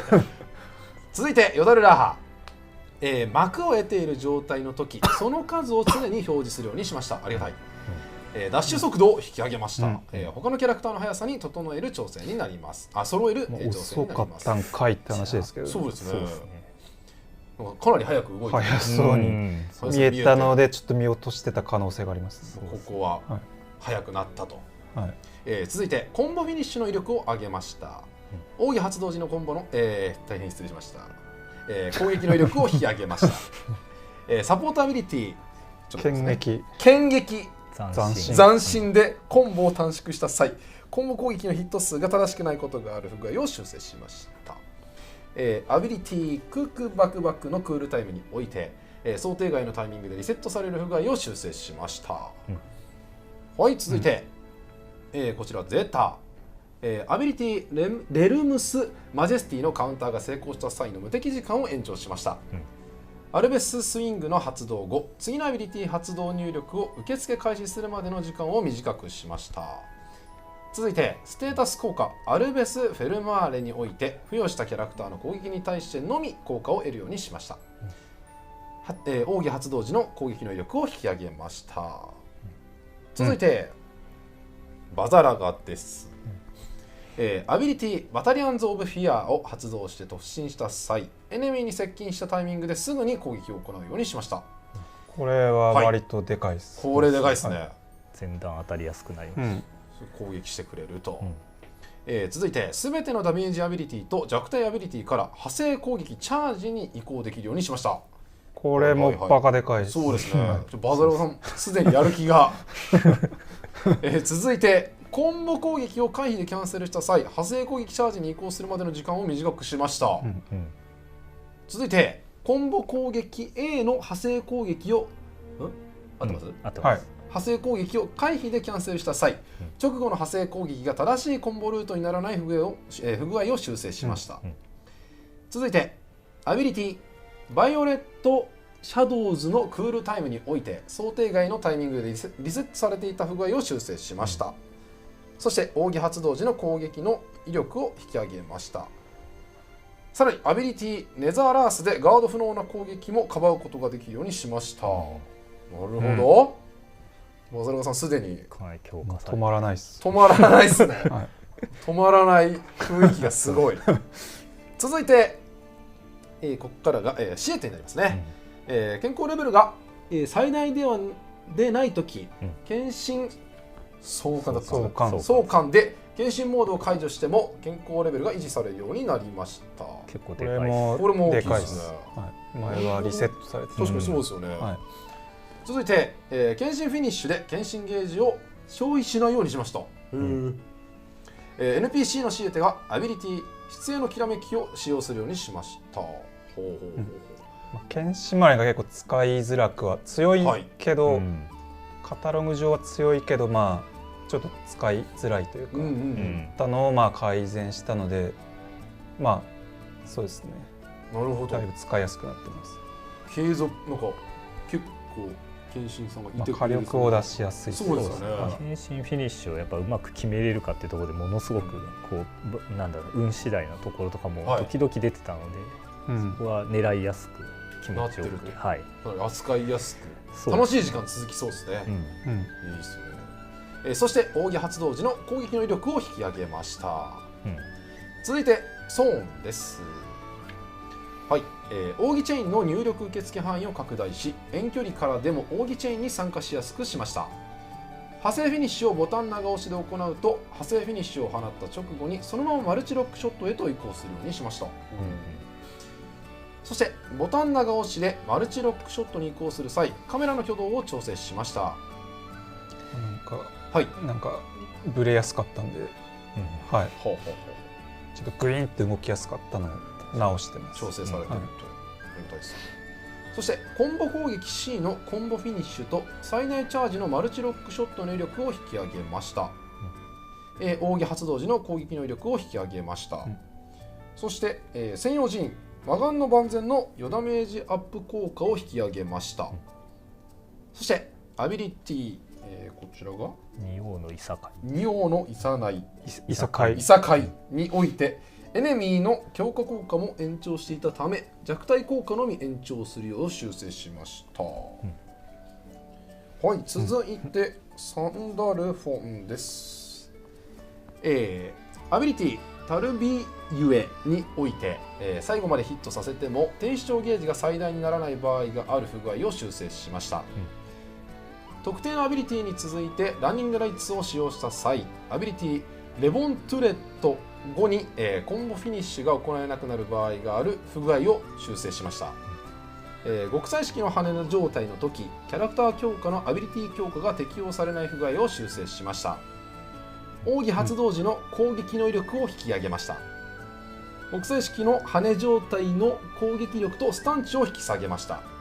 こちらキャラクター間のバランスを踏まえての調整となりますということですね。これは、はい、ちょっと全キャラクター比較で圧倒的な強さを発揮してしまっていたんで、いやそうかな、そうかな、さんちゃんちょっとマスタースキルとかいろいろ加味してもこれだけはやらんとみたいな感じだったらちょっとすいません。その下にあるレボントレッドと一緒に、ちょっと引き下げさせてもらってます。まあそれでもまだかなり楽しく使えそうな、さんちゃんとまだまだ遊べそうな雰囲気がありますが、はい、このような、サンダルフォンが調整となっております。続いて、こちらが井戸ですね。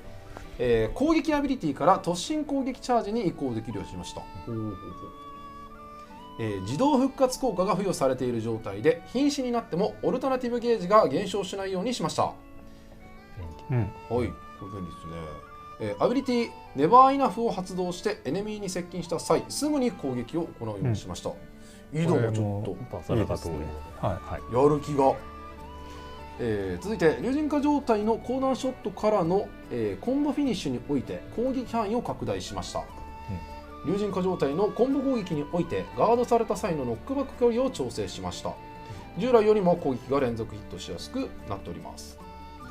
新一体状態において派生攻撃中に回避してもコンボを継続するようにしました。そして竜神化状態のコンボ攻撃において連打入力を受け付ける間隔を長くしました。従来よりも遅く連打しても、攻撃が維持をできるようになっています。そして竜神化状態においてデフォルトのカメラ距離を調整し視認性を向上させました。ありがたいですね。さらに竜神化状態においてアビリティレギンレイブ発動後攻撃入力を受付開始するまでの時間を短くしました。さらに、アビリティネバーイナフの HP 吸収効果の上限を引き上げました。竜神化状態へ移行する際に発動する攻撃のヒット数を付与しました。これ変身した瞬間になんか衝撃波みたいなのを放つんですけど、その部分ですね。なるほど。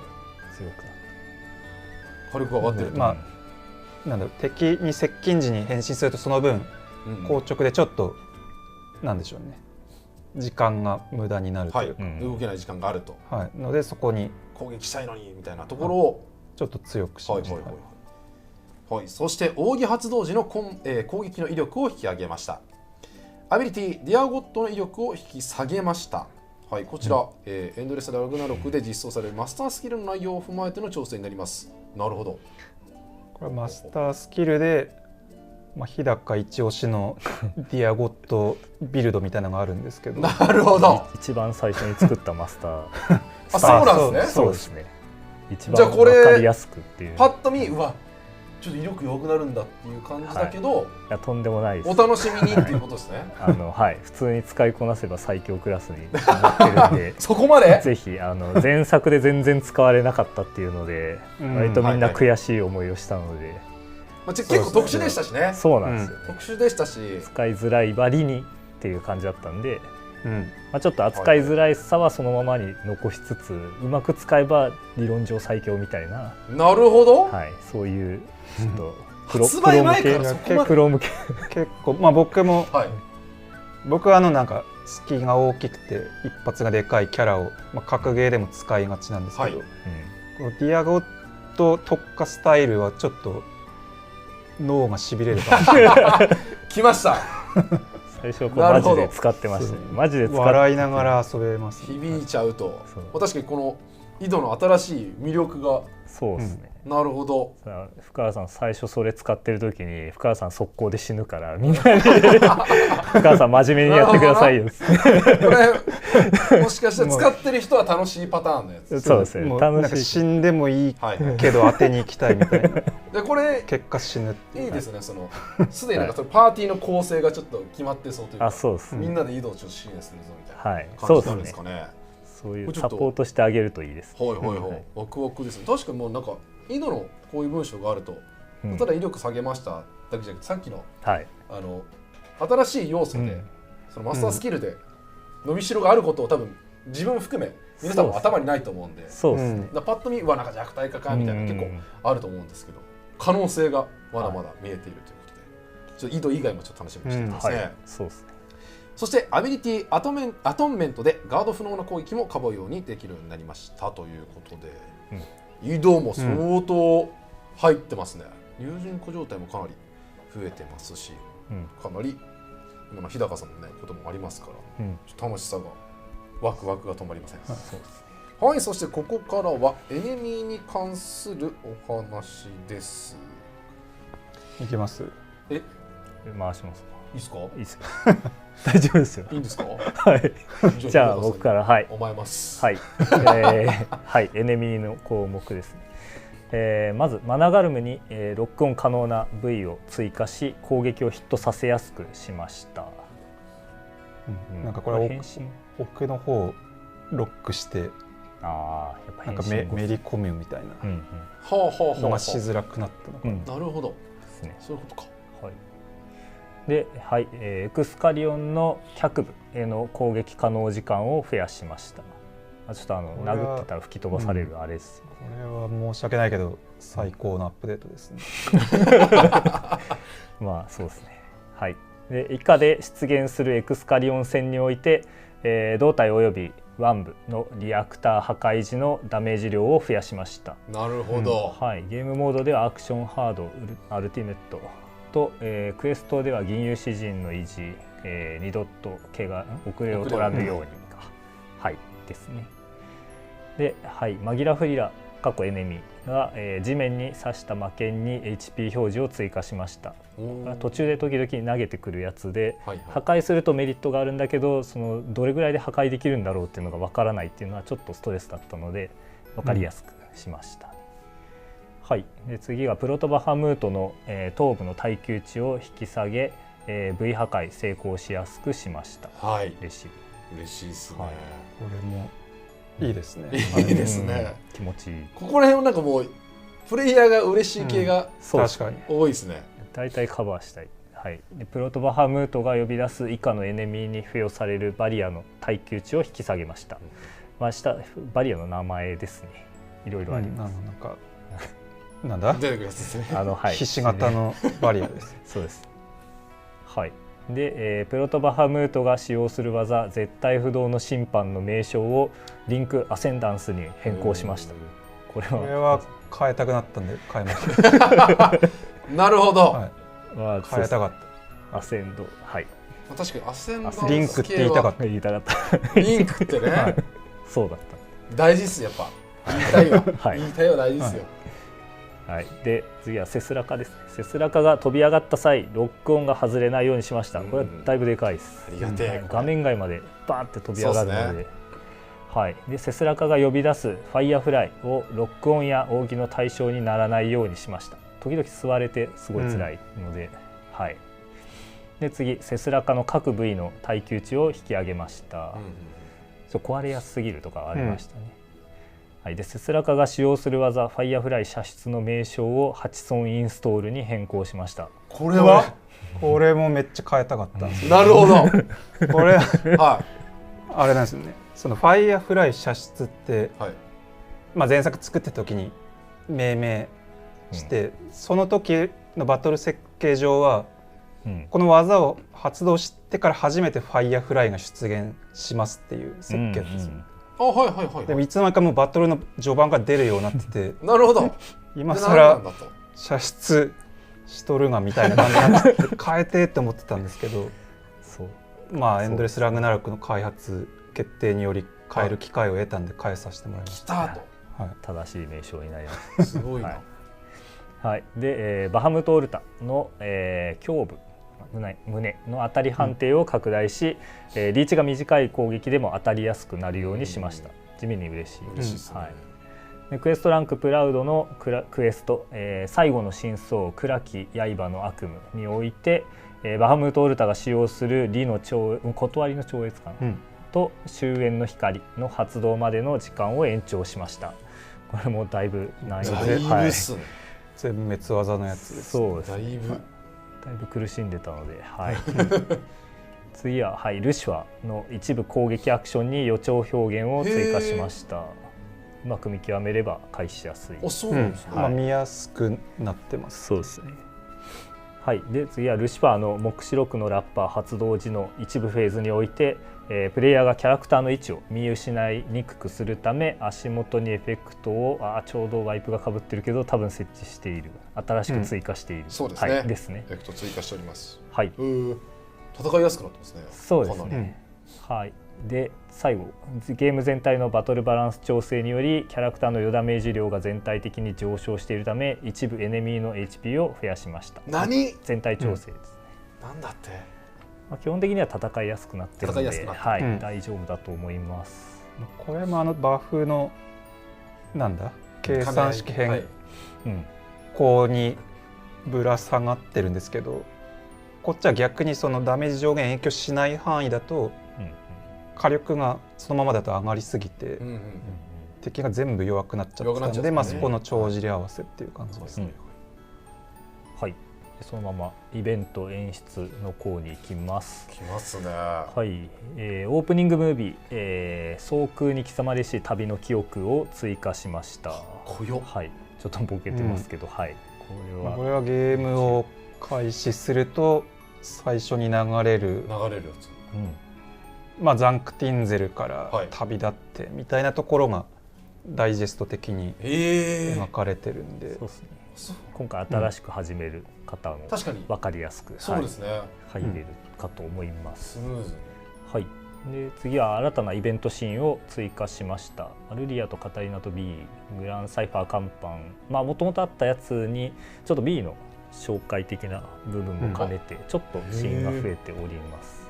なんか実はB が何者かを紹介するシーンがなかったんですよ、リリンクで。そうなんですか。そうですね。最初からずっと我々ずっといるけど B と何年一緒にいるか分かんないですか。そうですね。我々は分かるんですけどそういうこと。確かに我々も分かるし、グラブルを知らない方でもなんとなく理解はできる感じかなとは思うんですけど、主人公の相棒というか、そうですね。ちゃんと説明してるシーンが実はなかった。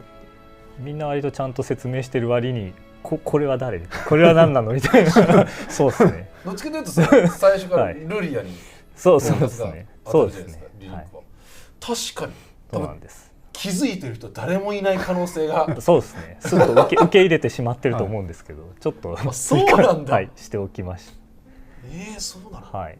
で、似たような感じなんですけど、新たなイベントシーンをそれぞれ追加してまして、カタリナとの出会い、各キャラクターとの出会いですね。最初のフォルカの街であったと思うんですけど、そこにさらにシーンを足してまして、これまでどのようにして出会って仲間になったかっていうところがよりシーン追加されて分かるようになっております、ね。よりあれですね、元からリリンクグラブルに触れてない方も遊んでた印象だったんですけど、よりストーリーまでアクション性が面白いとかじゃなくて、普通にストーリーもしっかり自分から、知らない方向けに一緒にいるメンバーはどういう関係性で、どういう立ち位置でみたいなのが自然と理解できるようにいろいろ設計はしてたんですけど、今回ちょっと B の件もあったんで、もうちょっと濃くしようっていうそうですね。確かに、B 気づかなかったっすね。もろもろちょっと中期を読んでなかったんですけど、もうすでにそこを通過しているプレイヤーの方は、ルリアノートのメインストーリーから閲覧可能ですので、ぜひチェックしてみてください。はい、次、イベントシーン、迷いと開墾において一部の選択肢を選んだ後もシーンが継続するようにしました。細かいところですね。でイベントシーン、さらなる強化へのいざないの後に、覚醒武器強化のチュートリアルを表示するようにしました。これはもうどちらかというと覚醒武器強化を促すですね。はい、次は、イベントシーンにおけるモノローグの文字色を変更し視認性を向上させました。はい、で一部のイベントシーンにおいて装備武器のエフェクトを非表示にするよう変更しました。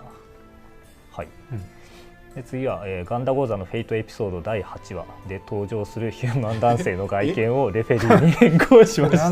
これ何なんですか。レフェリー、怒んないでほしいですけど、これ何なんですかこれ。これはちょっとそうですね。待望のレフェリーを、レフェリー、ちゃんと入れましたね。レフェリーがちょっと別件で作ったんですけど、なんかいつの間にかこっちにも活用されてました。そうですね。いるならやっぱり PV にバーンってやってるシーンありましたから。はい、そうですね。ここで待望のレフェリーやっぱ対応しないと。はい。これはでかいな。はい。で次は、ジャスト回避およびジャストガードに成功した際、仲間キャラクターのリアクションボイスに字幕表示を追加しました。じゃリアクション気づきやすい。これは最高のアップデート。そうですね。リアクションなんかジャスト回避とかするとなんかさすがだとか、すげえみたいないうのは前からあるんですけど、ちょっと気づきにくくもないけど、より強調したかったんで、ちょっと字幕とあと顔グラフィック表示するようにしました。そうなんですね。それは確かにいいですね。それこそ激しい戦闘の時とかは必死になってる時あります。そうですね。これは嬉しいはず。より褒められ感が増しております。気合はな。大事ですから。はい。次は、一部のボイス演出において再生が途切れないように調整しました。これはちょっとバトル中いろんなものが再生されるんで、ちょっと流したいけどなんか書き消されたとかそういうようなものがあったりするんで、そこをうまいこと調整っていうのをできる範囲でやっております。はい。で次は奥義のカットイン演出において演出中のモーションがヒットストップの影響を受けないように修正しました。はい。で以下の演出をスキップできるようにしました。クエスト出発演出、グランサイファー出航、ボス登場演出とボス撃破演出です。これは地味に大きい。これは集会の時とか特に今日の番組があるってなって、体験版とリリンク両方遊んだんですけど、飛ばせないって。これめちゃくちゃありがたいです。そうですね。はい。で次は、再挑戦でクエストをクリアした場合、撃破後に宝箱出現演出があったんですが、それをスキップしてすぐにリザルト画面へ移動するようにしました。はい。だいぶこれもスピーディーになりますので、気持ちが良いですね。はい、で次は以下の状況における効果音の音量を調整しました。ガード時とリンクアタック時と火ダメージですね。まあ、分かりやすく、はい、察しやすく。なるほど、分かりやすくなってる。はい。で次はシステムですね。で、はい、まずは回します、ね。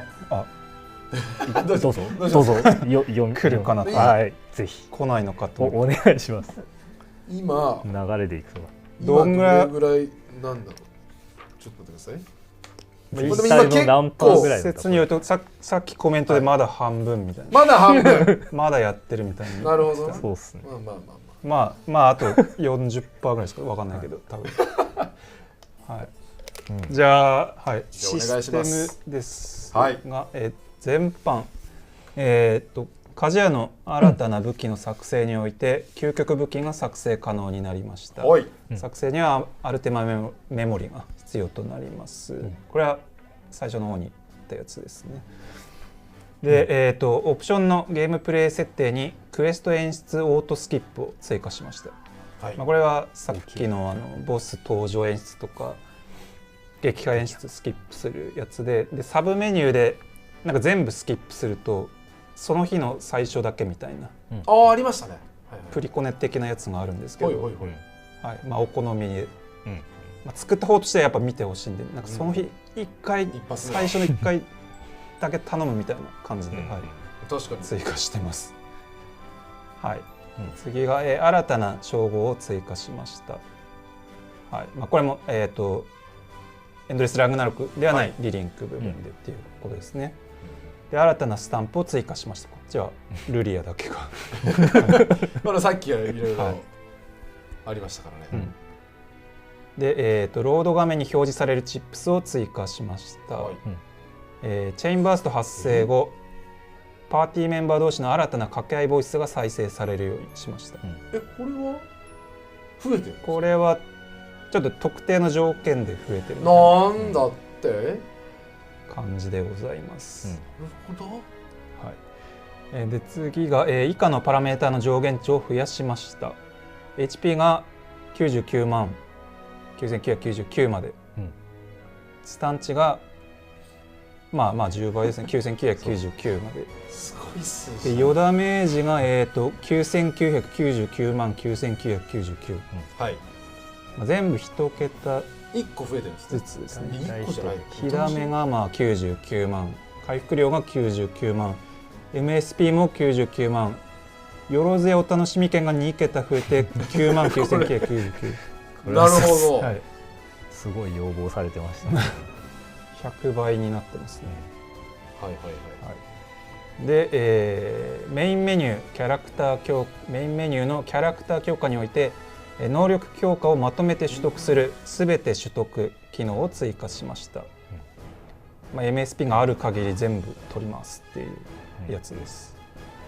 キャラクターの戦力値をダメージ上限スキルの効果も加味して上昇するようにしました。これダメージ上限スキル発動しているとまあ実質的に強くなってるけど、戦力値は1ミリも上がらなかったんでちょっと加味して上がるようにしてます。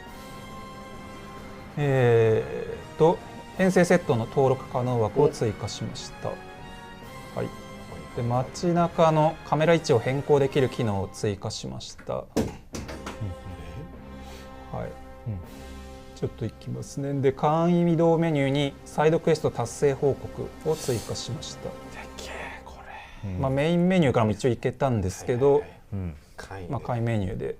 はい、で達成しているサイドクエストの依頼主の近くに瞬時に移動できます。でフォルカの簡易移動メニューに教会と牧人トライアルバトルを追加しました。フォルカの牧人を調べることで直接トライアルバトルを開始できるようにしました。開始と同時に、グランサイファーカンパに移動します。ありがてえ。でトライアルなんかいるけどトライアルバトルにおいてダメージ表示を、ダメージ上限に対する割合パーセントに切り替える機能を追加しました。これは割合の数値が100% に近いほど、ダメージ上限値のバランスがいい状態ですね。100以下だとまあ、上限には達してなくて、達してないよ。100よりオーバーしてるとそんだけロスしてる。ロスめちゃくちゃいい機能じゃないですかこれ。でちょっとこの何個かをまとめて実機で見た方が早そうなやつをお見せしやす。じゃあゲーム画面切り替えますか。そう。あ、来ました。来ましたよ。すっごいレフェリー気になりますけどね。もういますけど。いる。すげえ。急に意味深なことを言われる。そんなこと言うのレフェリー。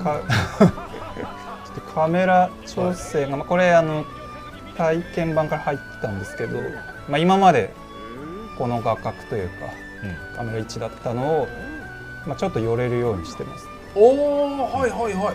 これ自力でやってました。壁を壁ですよね。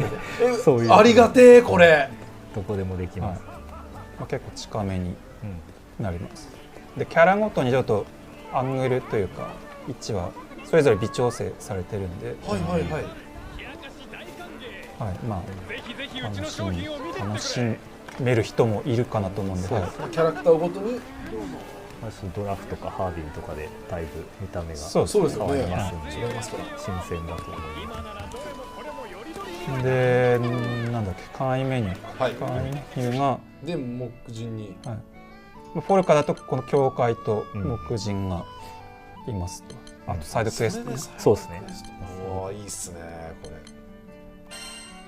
こいつをやると、まあここに飛んで、あ、感謝されとる。感謝してもしよろしく。こ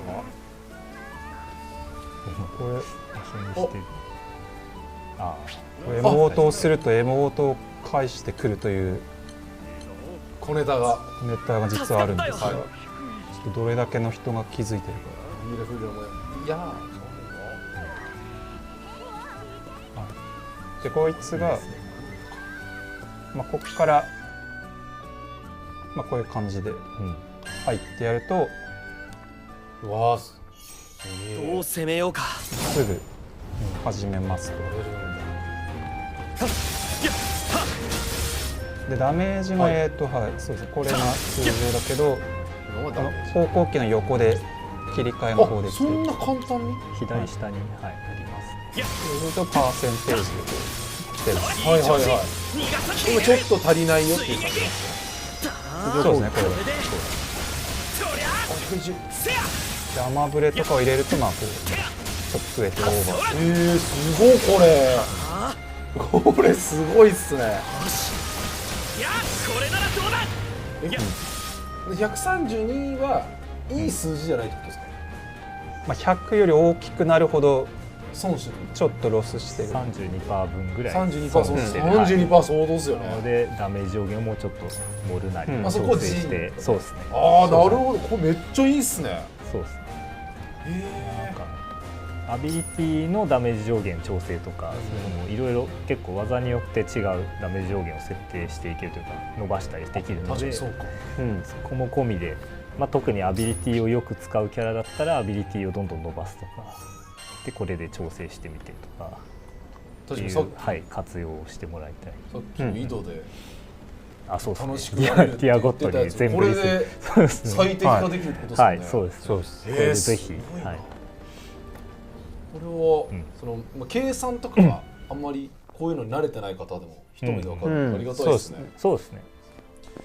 はい、というわけでまた再びパッチノートに戻ってきましたが、さっきもね、その武器目覚めようとしてるよってそんなセリフがあったのか。サイドクエストが追加されてまして、まあこれそのリリンク範囲で増えてるやつなんですけど、まあフォルカでまあこういったものが、まあ要は武器の覚醒強化をちょっとなんでしょう、サポートというか、分かりやすくするためのまあコンテンツみたいな感じですね。ガイド。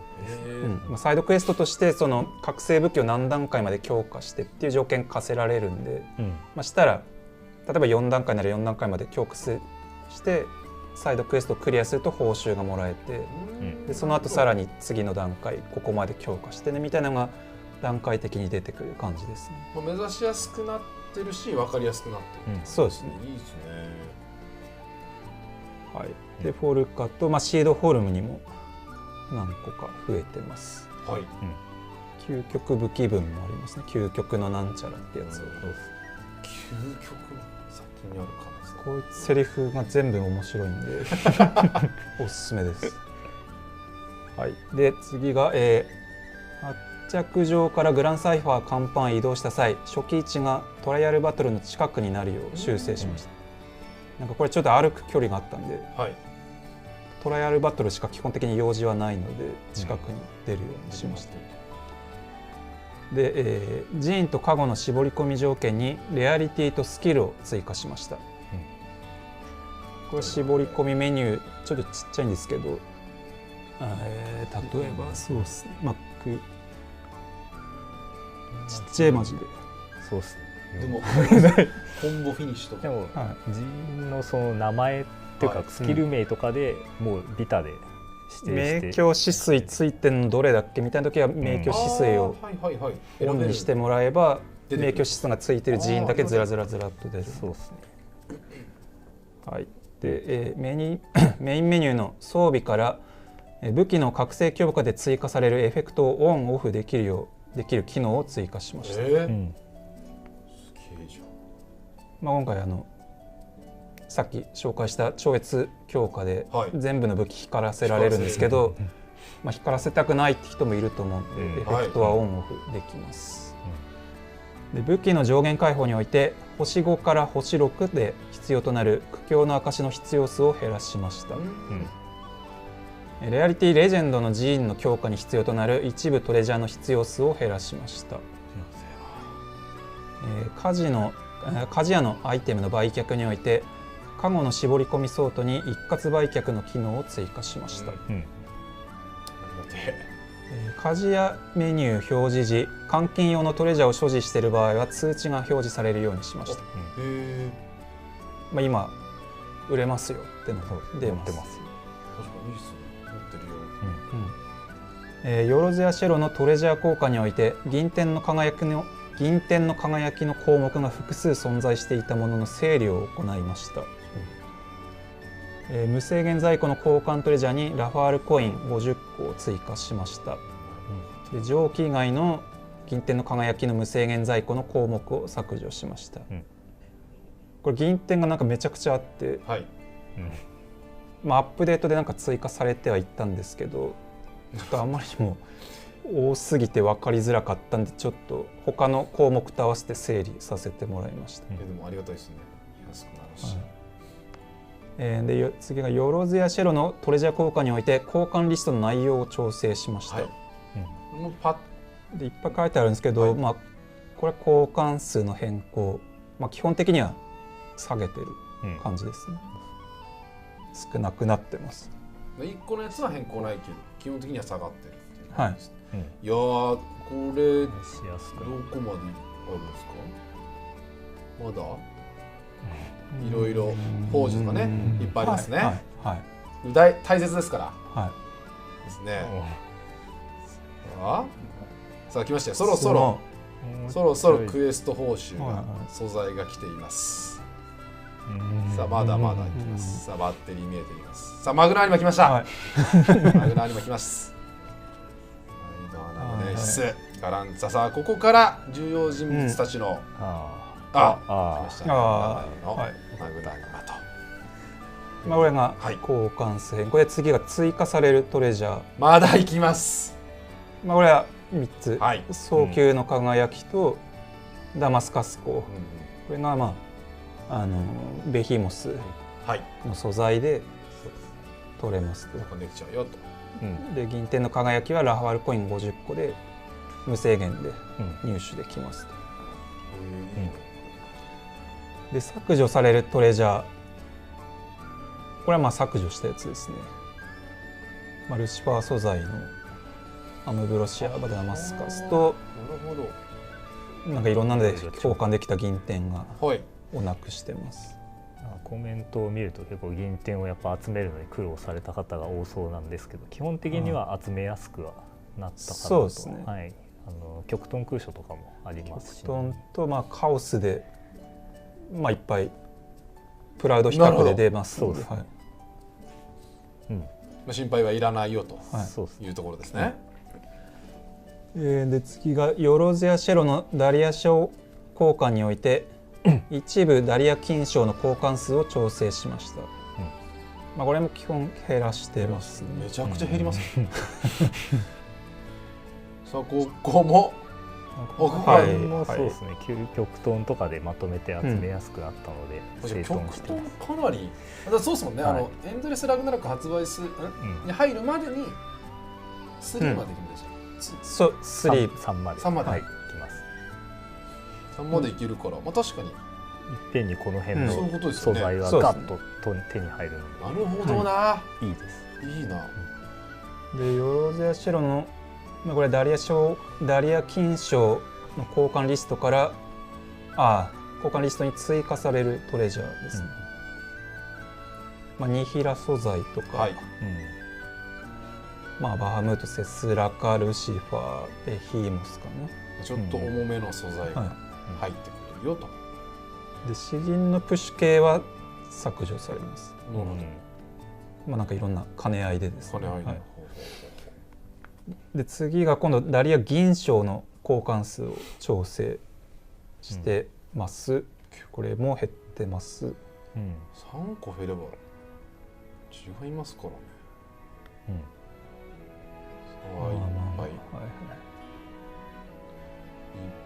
っぱいあります。銀賞って大体中くらいの欲しい素材多いですからね、ここはいっぱいありますよ。でダリア銀賞に追加されるトレジャー、まあ、これもプロバハ、セスラカ、ベヒーモス、ルシファーと金賞。ダリア銀賞入るんだ。はい。金賞が手に入りやすくなります。まあ、オンライン遊ばんでもっていう、確かに、ちょっとずつな一人でコツコツやっていけるよというところもあるんで。で削除されるトレジャーがまあこれら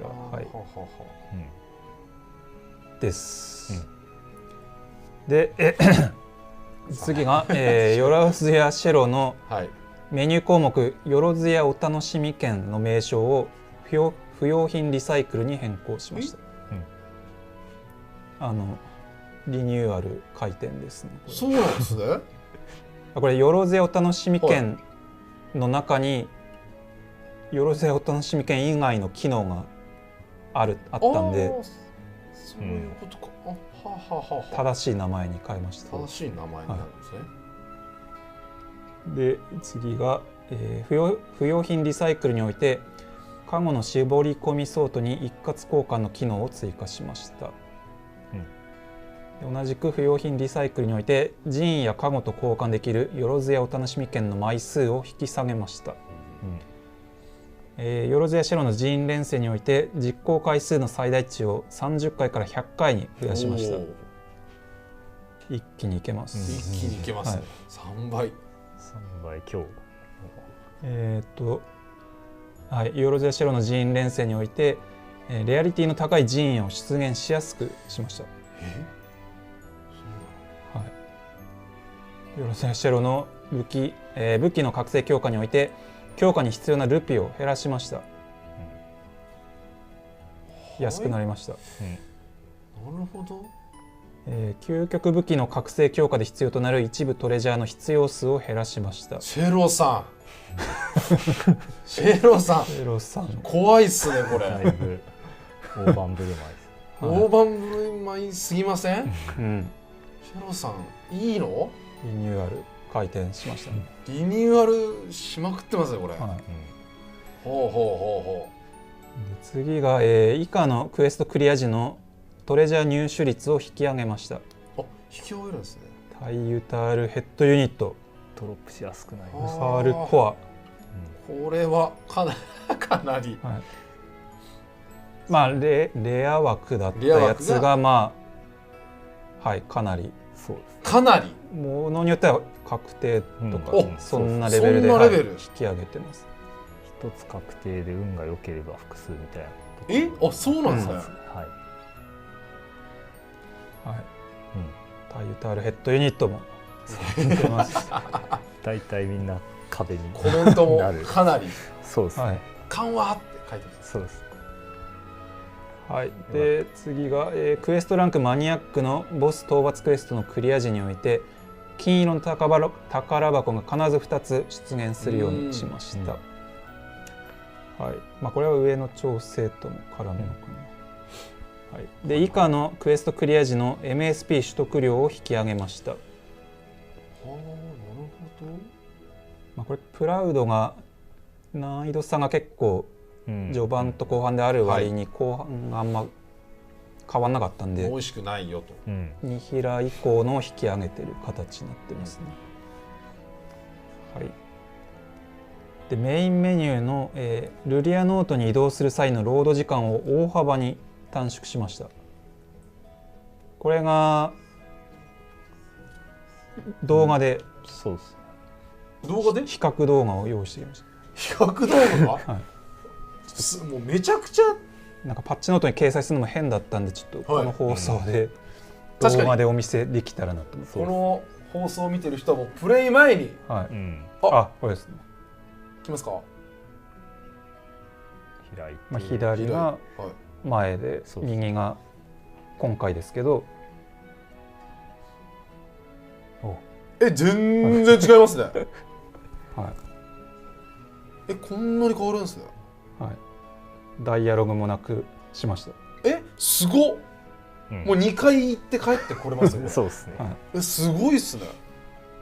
まあ前は、そうなんか全然機能として別のメニューなんで、ちょっとロードを挟まないとどうにもならんですって感じだったんですけど、なんか今回短縮できましたってそう急にっすか。はい、できとるやんみたいな。一応あれだっけ 3D ビューアーを起動すると、まあそこでちょっと読み込むような。そうですね。ロがある。ロードの位置をちょっと変えて。そうですね。まあでもだいぶ快適にはなったと思います。相当快適になりますよね。で早すぎるんで、まあ前回比較で、前はその結構ロードに時間がかかるから、閉じる時にダイアログでよろしいですかって出してたんですけど、もうそれもいらんなって。確かにそうですよね。一回開けばいいですからね。でここからそのエンドレスラグナロクでいろいろまたメインメニューというかあそこでなんていうんですか、項目を触ることが多いと思うんで、そこはすでにね緩和というかかなり気軽に聞きしてもらって、これはめちゃくちゃ嬉しいですよね。はい、で次が、ルリアノートのメインストーリーで、イベントシーンを再生した際、現在のキャラクターのカラーや武器が反映されるようにしました。そうなんですか。まあ、階層的に見たときにちょっとカラー変えたキャラで楽しめるみたいな、オリジナリティ出せるみたいな。すごいっすねこれ。カラーの武器。まあ装備武器ですね。はい、で次が、武器収集ボーナス解放時通知メッセージに合わせて SE を再生するようにしました。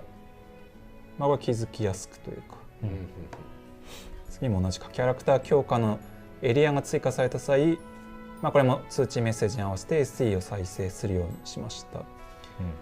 で連続バトルなどで敵の増援が出現した際SE を再生するようにしました。これ地味にありがたいですよね。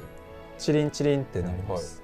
あ、そうなんですね。死ぬほど効いた SE。敵なのに。味方ではない。敵だけど敵側の増援でなんか混乱しそうっすね。これ救援出したっけなみたいな。割と慣れます。大丈夫。でまあ正面の敵に集中してたら後ろからみたいなことあるんですけど。そうですね。でもなんか混乱するっすね。チンチンになったらお味方かと思ったら、うわっとかやられるわけですよ。そうですね。なるほど。まあまあ大丈夫です。大丈夫。救援ないんでこのゲーム。確かに救援はないですね。そうですね。次はルリアノートの BGM に以下の楽曲を追加しました。これはまあ、原作の曲でリリンクの時からあったんですけど、はい、まあ、原作の曲なのでっていうことで一応ルリアノートに載せてなかったんですけど、はい、まあ聞きたいとか、あとはエンドレスラグナロクで原曲とか、あと原作の曲とかGBVS の曲もさらに追加してるんで、もうちょっと全部載せちゃえってすごいですね感じです。はい、そんないいんすか？はい、いいっす。聞きたい。これ嬉しいですよね。ここからいろんなこんないい曲あんのね。やっぱり気づきますからね、やっぱグラブルは。はい、で、複数の達成条件が設けられている称号において対象外となる条件を一覧で確認できるようにしました。はい、でこれはちょっとややこしいんですけど、はい、エンドレスラグナロクで称号が追加されたのに合わせて従来から例えばなんだろうな、何かを何回以上みたいなので、なんかエンドレスラグナロク部分にちょっと干渉する要素のやつがあったので、そこの例外を設けるためにっていうものですね。確かに確かに。はい、まあ普通にプレイしてるとあんま気にすることはないかなと思います。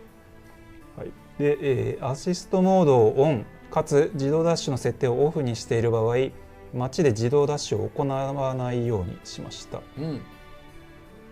い、まあ、街で歩きたいけど、アシストモード利用してるから自動ダッシュしちゃうっていうのが若干不便みたいな声があったんで、そのアクションゲーム慣れしてない方も遊べるモードで、なんかよりその街も楽しめるようになったり、そうですね、感じですね。いいですねこれ。でオプションの、ゲームプレイ設定に決定キャンセルの操作を追加しました。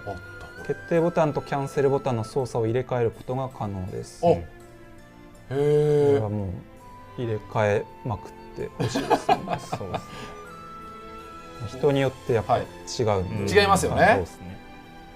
体がその、覚えているボタンがありますから、やっぱり。はい。これいいの。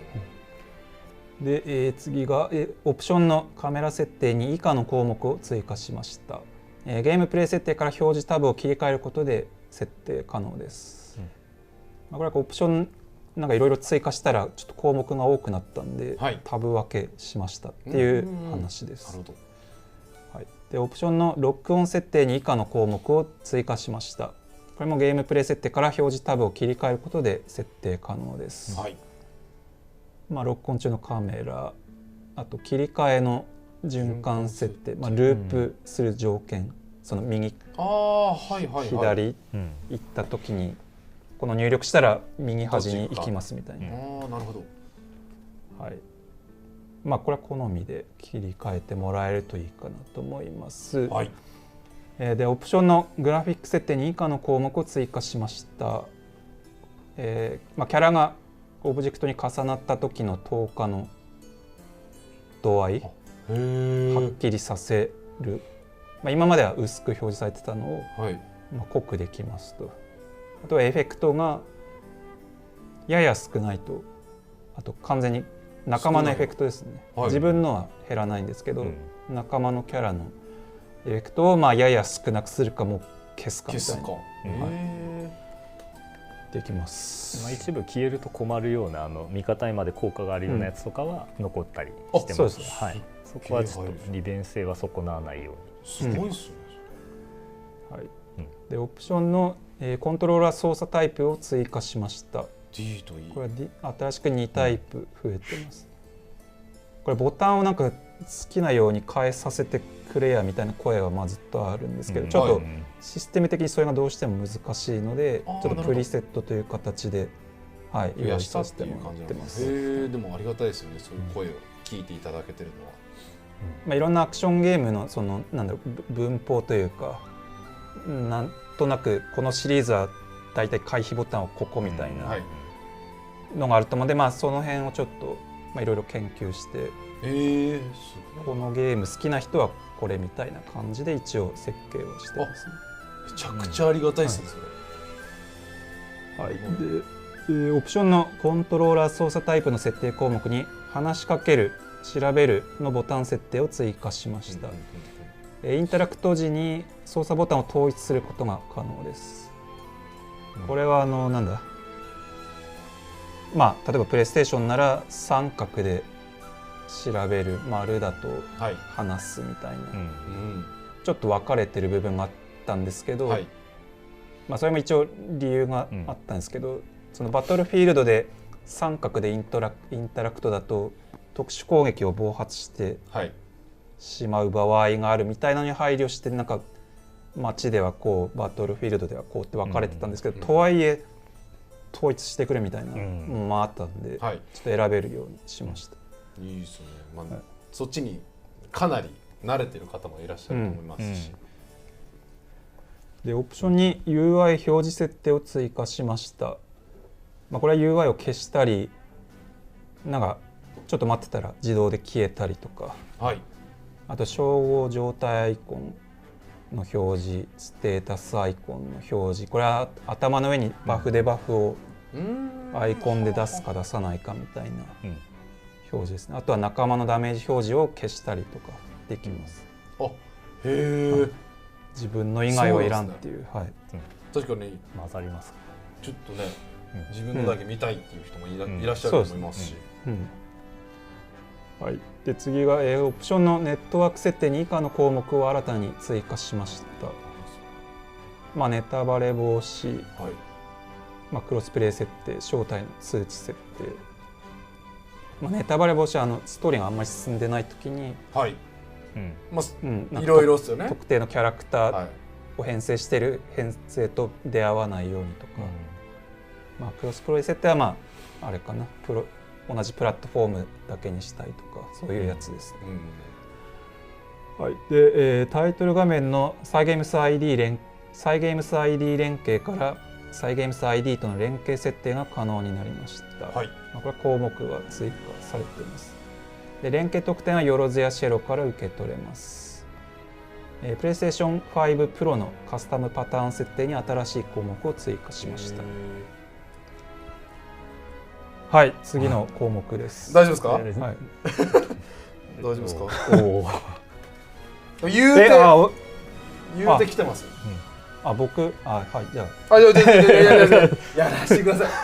そんなに。福原さんにつけないですよ。やらせてください。ちょっと2週目なのか今3週目？そうです。今3週目ですね。そろそろ終わるし。あとちょっとです。UI。そうか。ページが。UI は？あった。ありました。ごめんなさい。一応そうですね。もうちょい。迫っています。はい。続いてここから UI です。メインメニューのビジュアルを変更しました。編成中のキャラクターとカラー、武器がキャラクターイラストとして反映されています。オンラインでの協力プレイのクエスト中、パーティーメンバー全員の称号や状態アイコンを表示するようにしました。キャラクターの頭上に表示されるステータスアイコンの表示位置とサイズを調整しました。また遠くにいるキャラクターのステータスアイコンは縮小して表示されるようにしました。オンラインの街で使用できる便利コマンドに称号設定の項目を追加しました。スキル追撃効果が発動した際、専用のダメージ表示となるよう変更しました。これはありがたいですね。追撃はちょっと小さいかもしれないですけど、ダメージ表示の頭にプラスってついてるんで、プラス、上だ。プラスいくつってやつが、まあ追撃で発動したダメージですね。ちょっとでも見慣れた感じもあっていいですね。あとメインメニューちょっとこのままなんか実機で紹介できる気がするんで、じゃあちょっと実機でお願いしてもいいですか？いやでもなんか追撃のこの感じ安心するな。画面が来ました。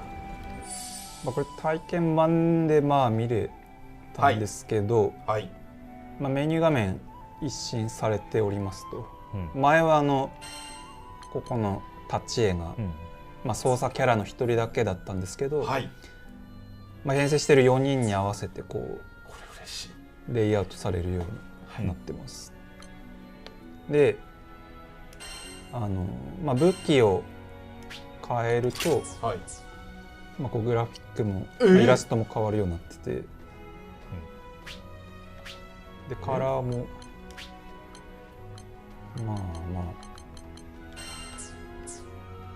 すごっ。こんな早く変わるんですか？こんな早く変わるの？そうすごくないですか？あ、全員？あ、全員？は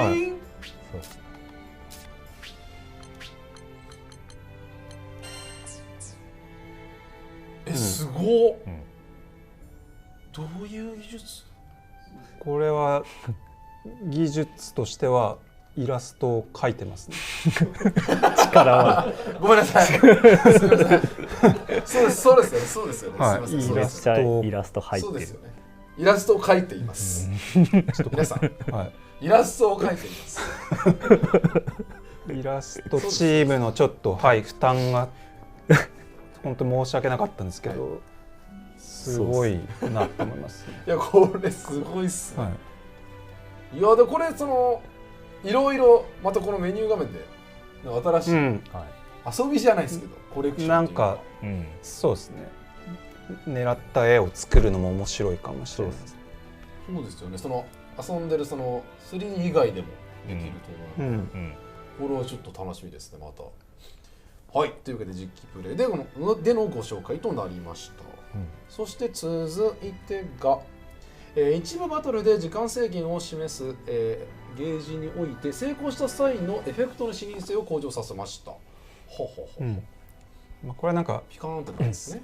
ゲージギリギリまで溜まった時に、なんかゲージ消える時になんか成功したんだか失敗したんだか分かりづらいみたいなのがあるんで、確かに、ありがたいですね。これ分かりやすい。はい、続いて一部施設や機能のメニューを閉じた直後、再インタラクトできるようになるまでのタイミングを調整しました。はい、こちら先ほど倉さんも言ってましたけど、こちらも誤操作を防ぐための措置です。そうですね。キャンセルボタンとかがインタラクトボタンと同じ場合に誤操作起きやすかったんで、そこをケアしてくれていると。続いてコミュニケーションリストの横幅を拡大し、スタンプや定型文、エモートの一覧性を、向上させました。一部 UI で、いやなんかこれは主にスイッチ2版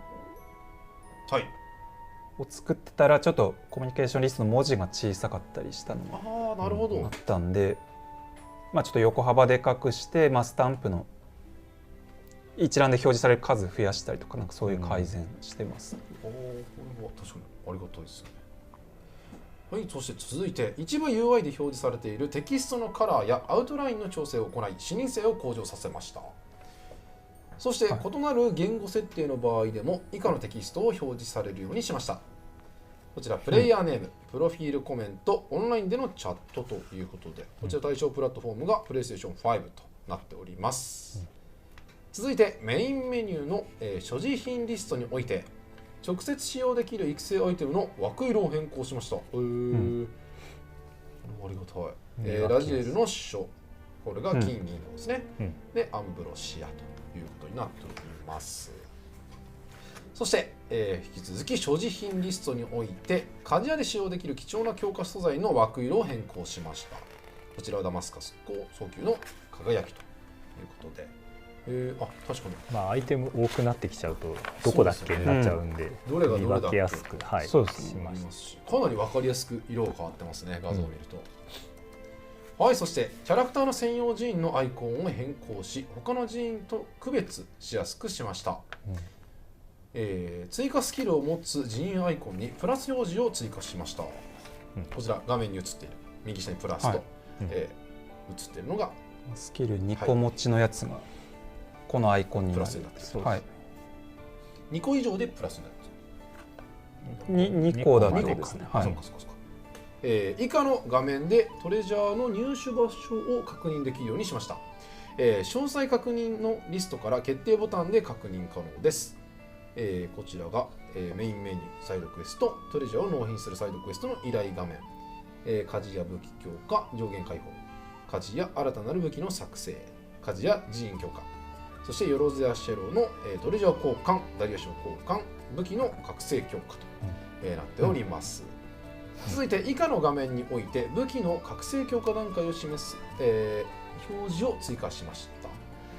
メインメニュー装備、そしてメインメニュー所持品、家事や武器強化、よろずやシェロ武器の覚醒強化となっております。左のあれですね、リストにそのゲージが追加されてますと、まあ、今回全部超越強化できるようになったっていうのもあるんで、そうか、まあ、今まで2つだけだったけど今回全部が対象になるんで、まあ、リスト上からも段階が分かるようにしようっていうものですね。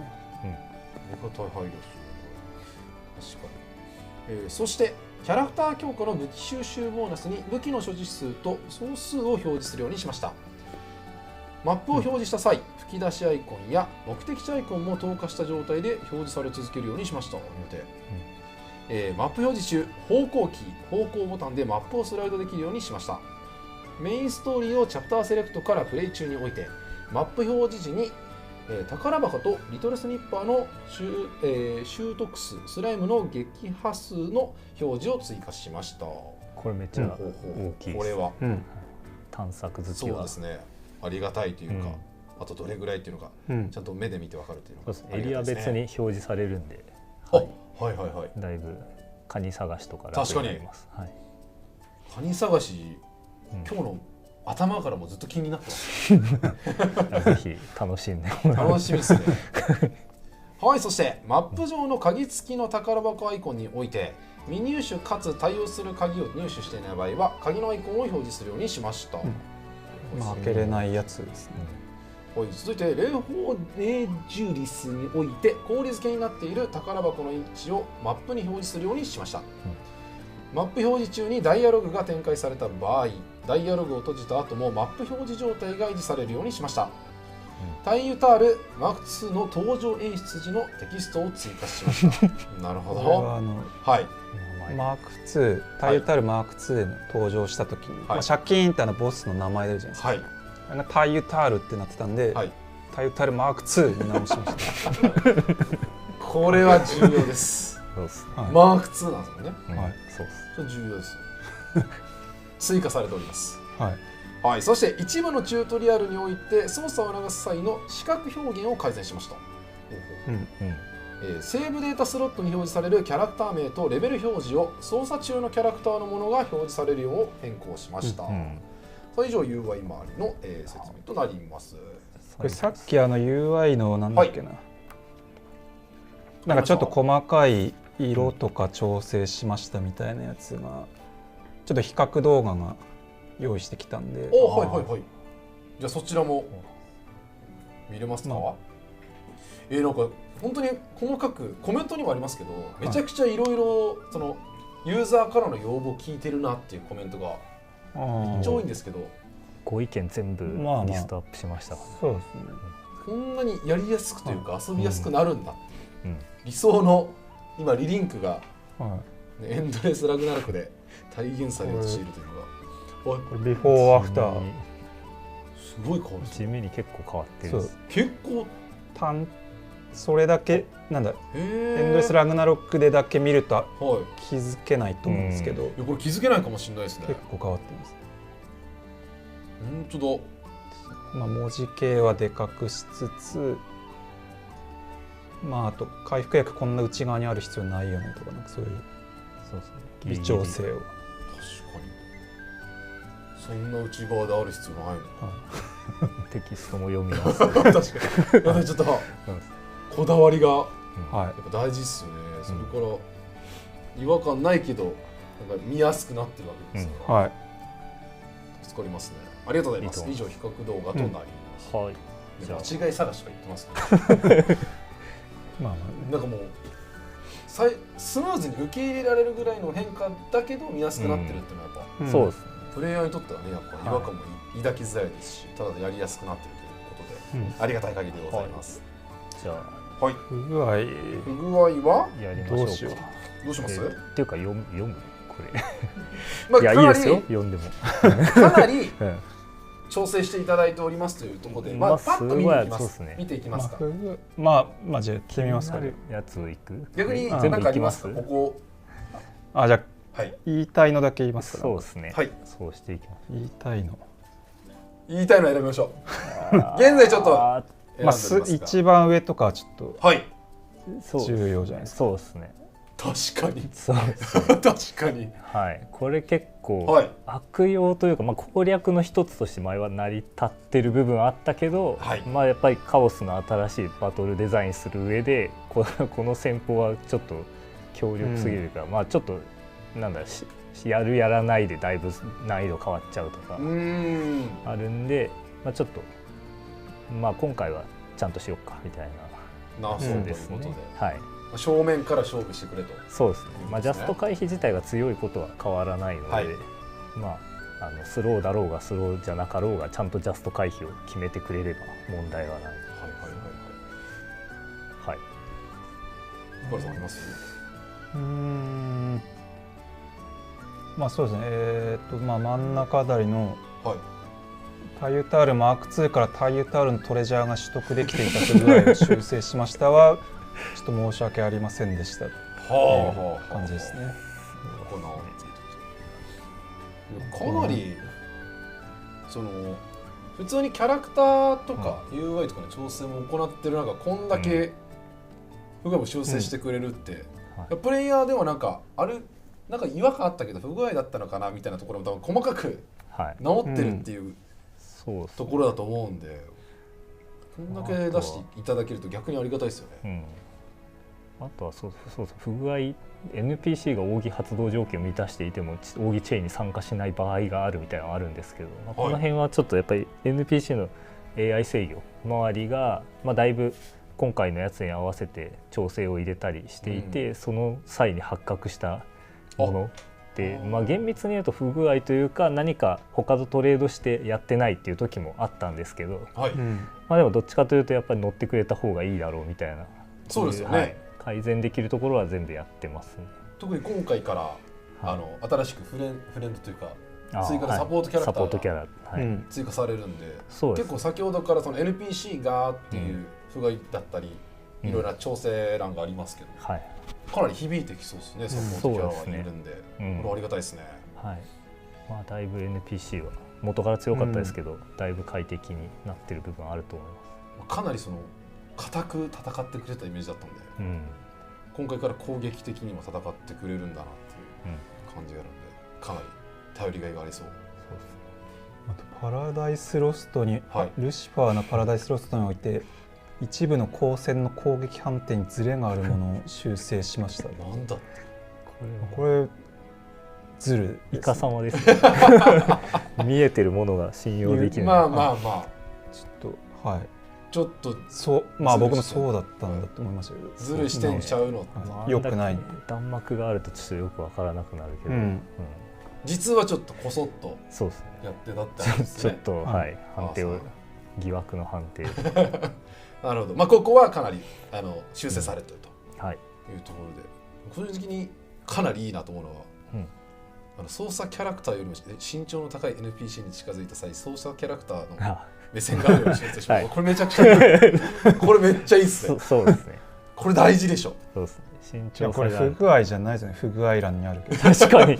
これかなりこだわられてる。もともと予定してたけどみたいなことなのか。そういえば。これは不具合でしたっていうそういうことかもしれません。でもめちゃくちゃ細かくあるんですね。そうですね。はい。でもこの量というかラインナップからね、熱量を感じますよね。本当にコメント欄でもめちゃくちゃありますけど、こんだけ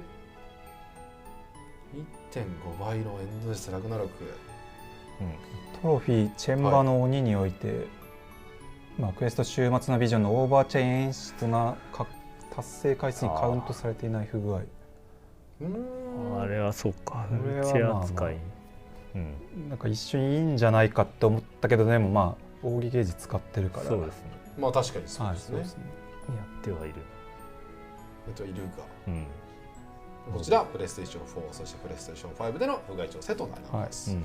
でも他にもたくさんありますんで、皆さんもしかしたら自分気になってたけどなってたりするのかなみたいなのがある方はですね、ぜひこの中でちょっとありそうだったら探してみていただければと思います。というわけでかなり走りもう大丈夫ですか？はい大丈夫ですか？深田さん。日高さん元気そうですけど。いやそうですね。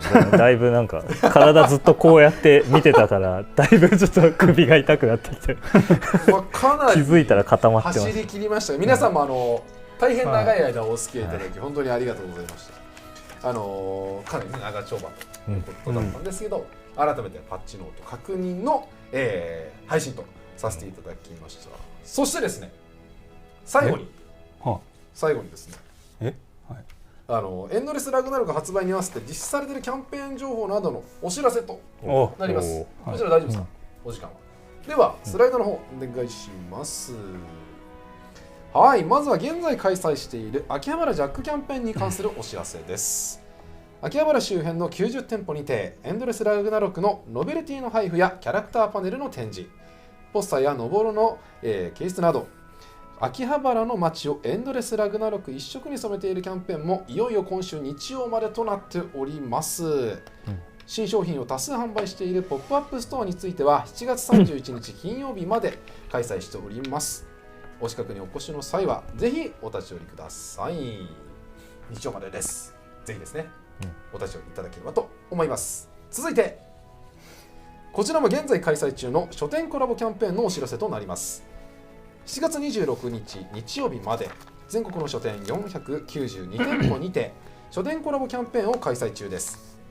対象店舗にて税込み1000円ごと、1000円ご購入ごとにオリジナルしおりをランダムで1枚プレゼント。しおりは全部で8種類ありますので、ぜひお気に入りのキャラクターを集めてみてください。対象店舗の情報は本の引き出し公式サイトをご確認ください。そして続いてコンビニをコンセプトにしたサイゲームス公式ショップサイコンビニワッカ池袋店からのお知らせです。エンドレスラグナロクの発売を記念してゲーム発売当日となる明日7月9日より待望の新商品の発売となります。はい、店内にはドリンク始まりました。イエーイしれっと映ってはいたんですが、そうこの辺気づいてる方は気づいてるんですけど、ババと、出ておりますが、実はここにもいたりするんですけど、出るかな。そうですね。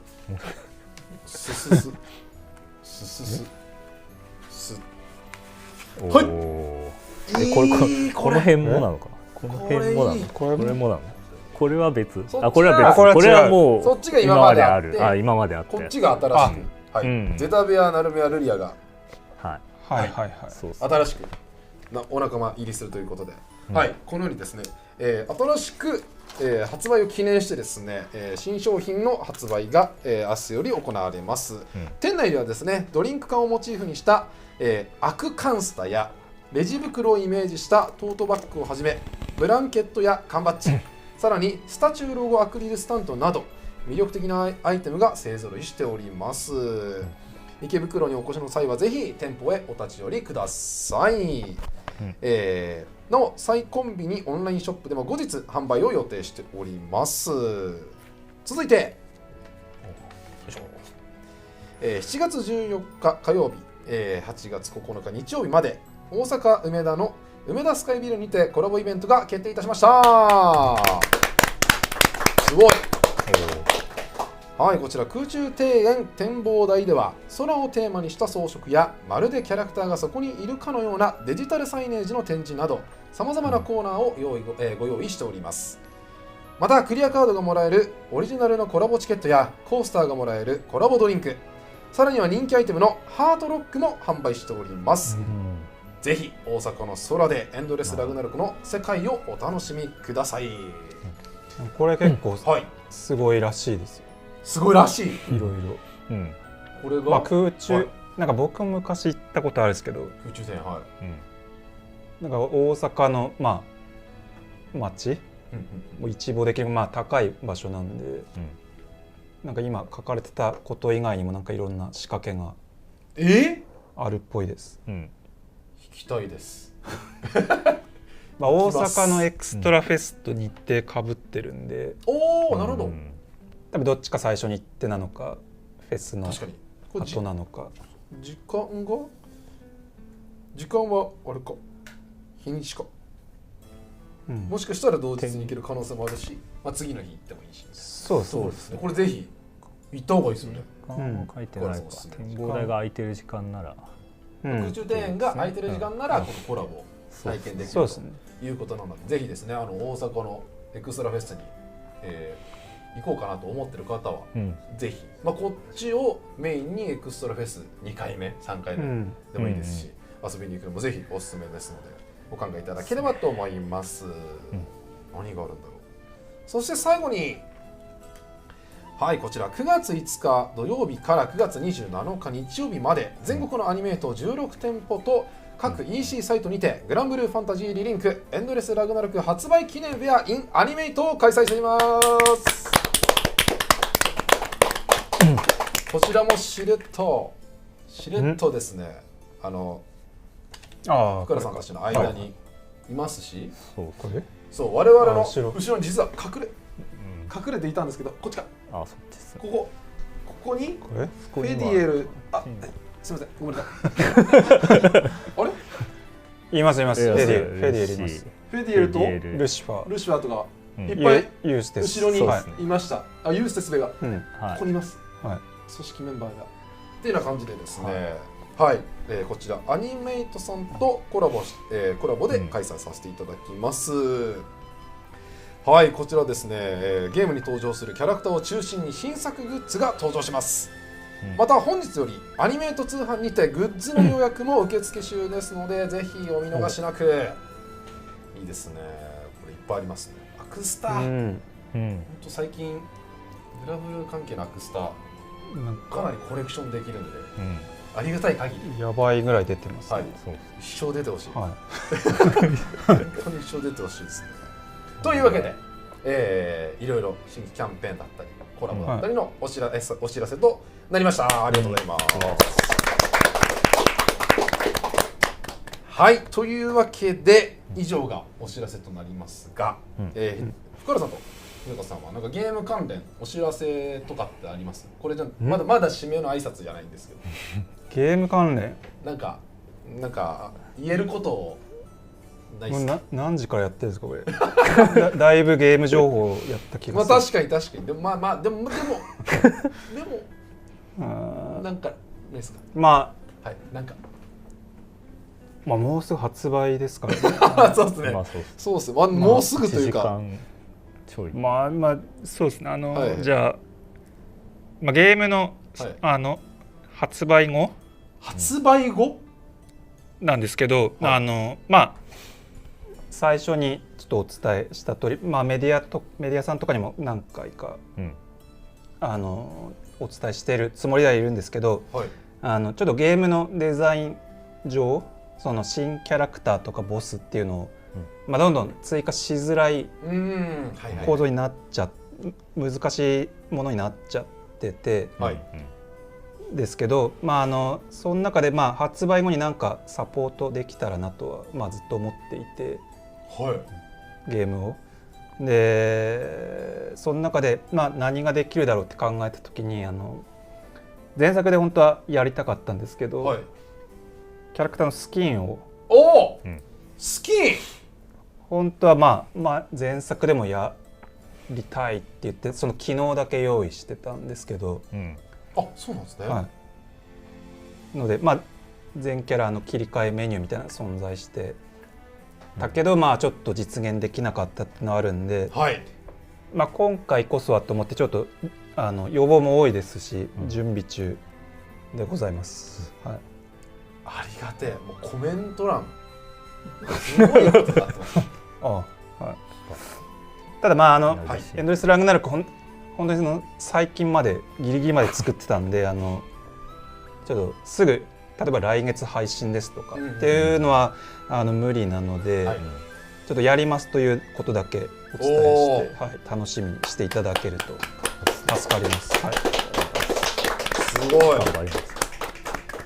グラブルといえばいろんなスキンというかコスチュームが装いがねキャラクターありますんで、結構このキャラのこれが好きとかいろいろあると思いますけど、でも大変だと思うんですけど、本当に皆さん楽しみにお待ちいただければ思います。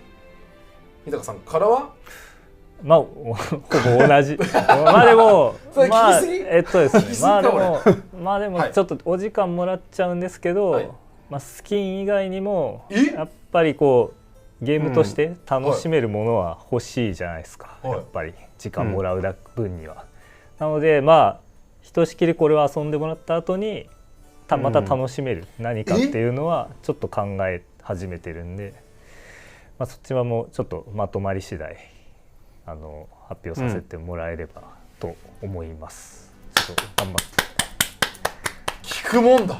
聞かれたから出たというわけではないけれども、一応向こうにいる人にはマジみたいな、まだ聞くのみたいな顔はされたんですけどやらかしたかなと思ったんですけど、聞いてみるんです。まだまだ頼む。続報をお待ちください。はい、準備中ですね。ありがとうございます。でもまあかなり期待できるというか嬉しいお話いただけたんですけど、まあ改めてパッチノート、パッチノート紹介配信がこれで最後になるんですけど、お二人ともなんか最後に一言ずついただいてもいいですか。はい、じゃあ僕からじゃあ日高さんからお願いします。はい、そうですね、もう今時間があそこに出てるんですけど、エンドレスラグナロクもうじきに発売ということでですね、本当にここまで開発して発表してっていう中で非常にたくさんの応援の声と、あとは期待してますという期待の声たくさんいただいてて、ようやくそれらに対して我々から応えることができるなというところで、非常に感慨無量の思いでございます。まあこの2年ぐらいかな、2年間の、まあ我々のありったけを詰め込んだんで、先ほどのパッチノートもすごいことになってますけど、詰め込んだんでぜひ隅々まで遊んでもらって楽しんでいただければ非常に嬉しいです。はい、では次はぜひフォルカのクエストカウンターでお会いしましょう。ありがとうございました。では続いて福原さん、お願いします。そうですね、リリンク、発表から発売まで、足掛け8年かかったんですけど、お待たせしてしまったんですけど、エンドレスラグナロクはそのリリンク発売後から企画がスタートしたんで、ちょうど2年ぐらいですね、開発期間としては。昨今のゲーム開発のなんでしょうとしては比較的短い期間ではあったのかなと思うんですけど、その限られた時間でできる限りを詰め込んでリリンクっていうゲームをさらに進化させることができたかなと思ってます。で、僕らもその良い経験を積ませてもらったかなと思っているので、今後もさらに面白いゲームっていうのをお届けできるように頑張っていきたいと思ってますので、エンドレスラグナロクも今後出るサイゲームスのゲームもですねよろしくお願いします。僕もじゃあシードホルムのクエストカウンターでお会いしましょう。本日はありがとうございました。ありがとうございました。板川さん、福原さん、ありがとうございました。それではですね、グランブルーファンタジーリリンクエンドレスラグナロク発売前夜生放送、長時間にわたりお届けしてきましたが、以上でお別れとさせていただきます。皆さん、エンドレスラグナロクをお楽しみください。ご視聴ありがとうございました。ありがとうございました。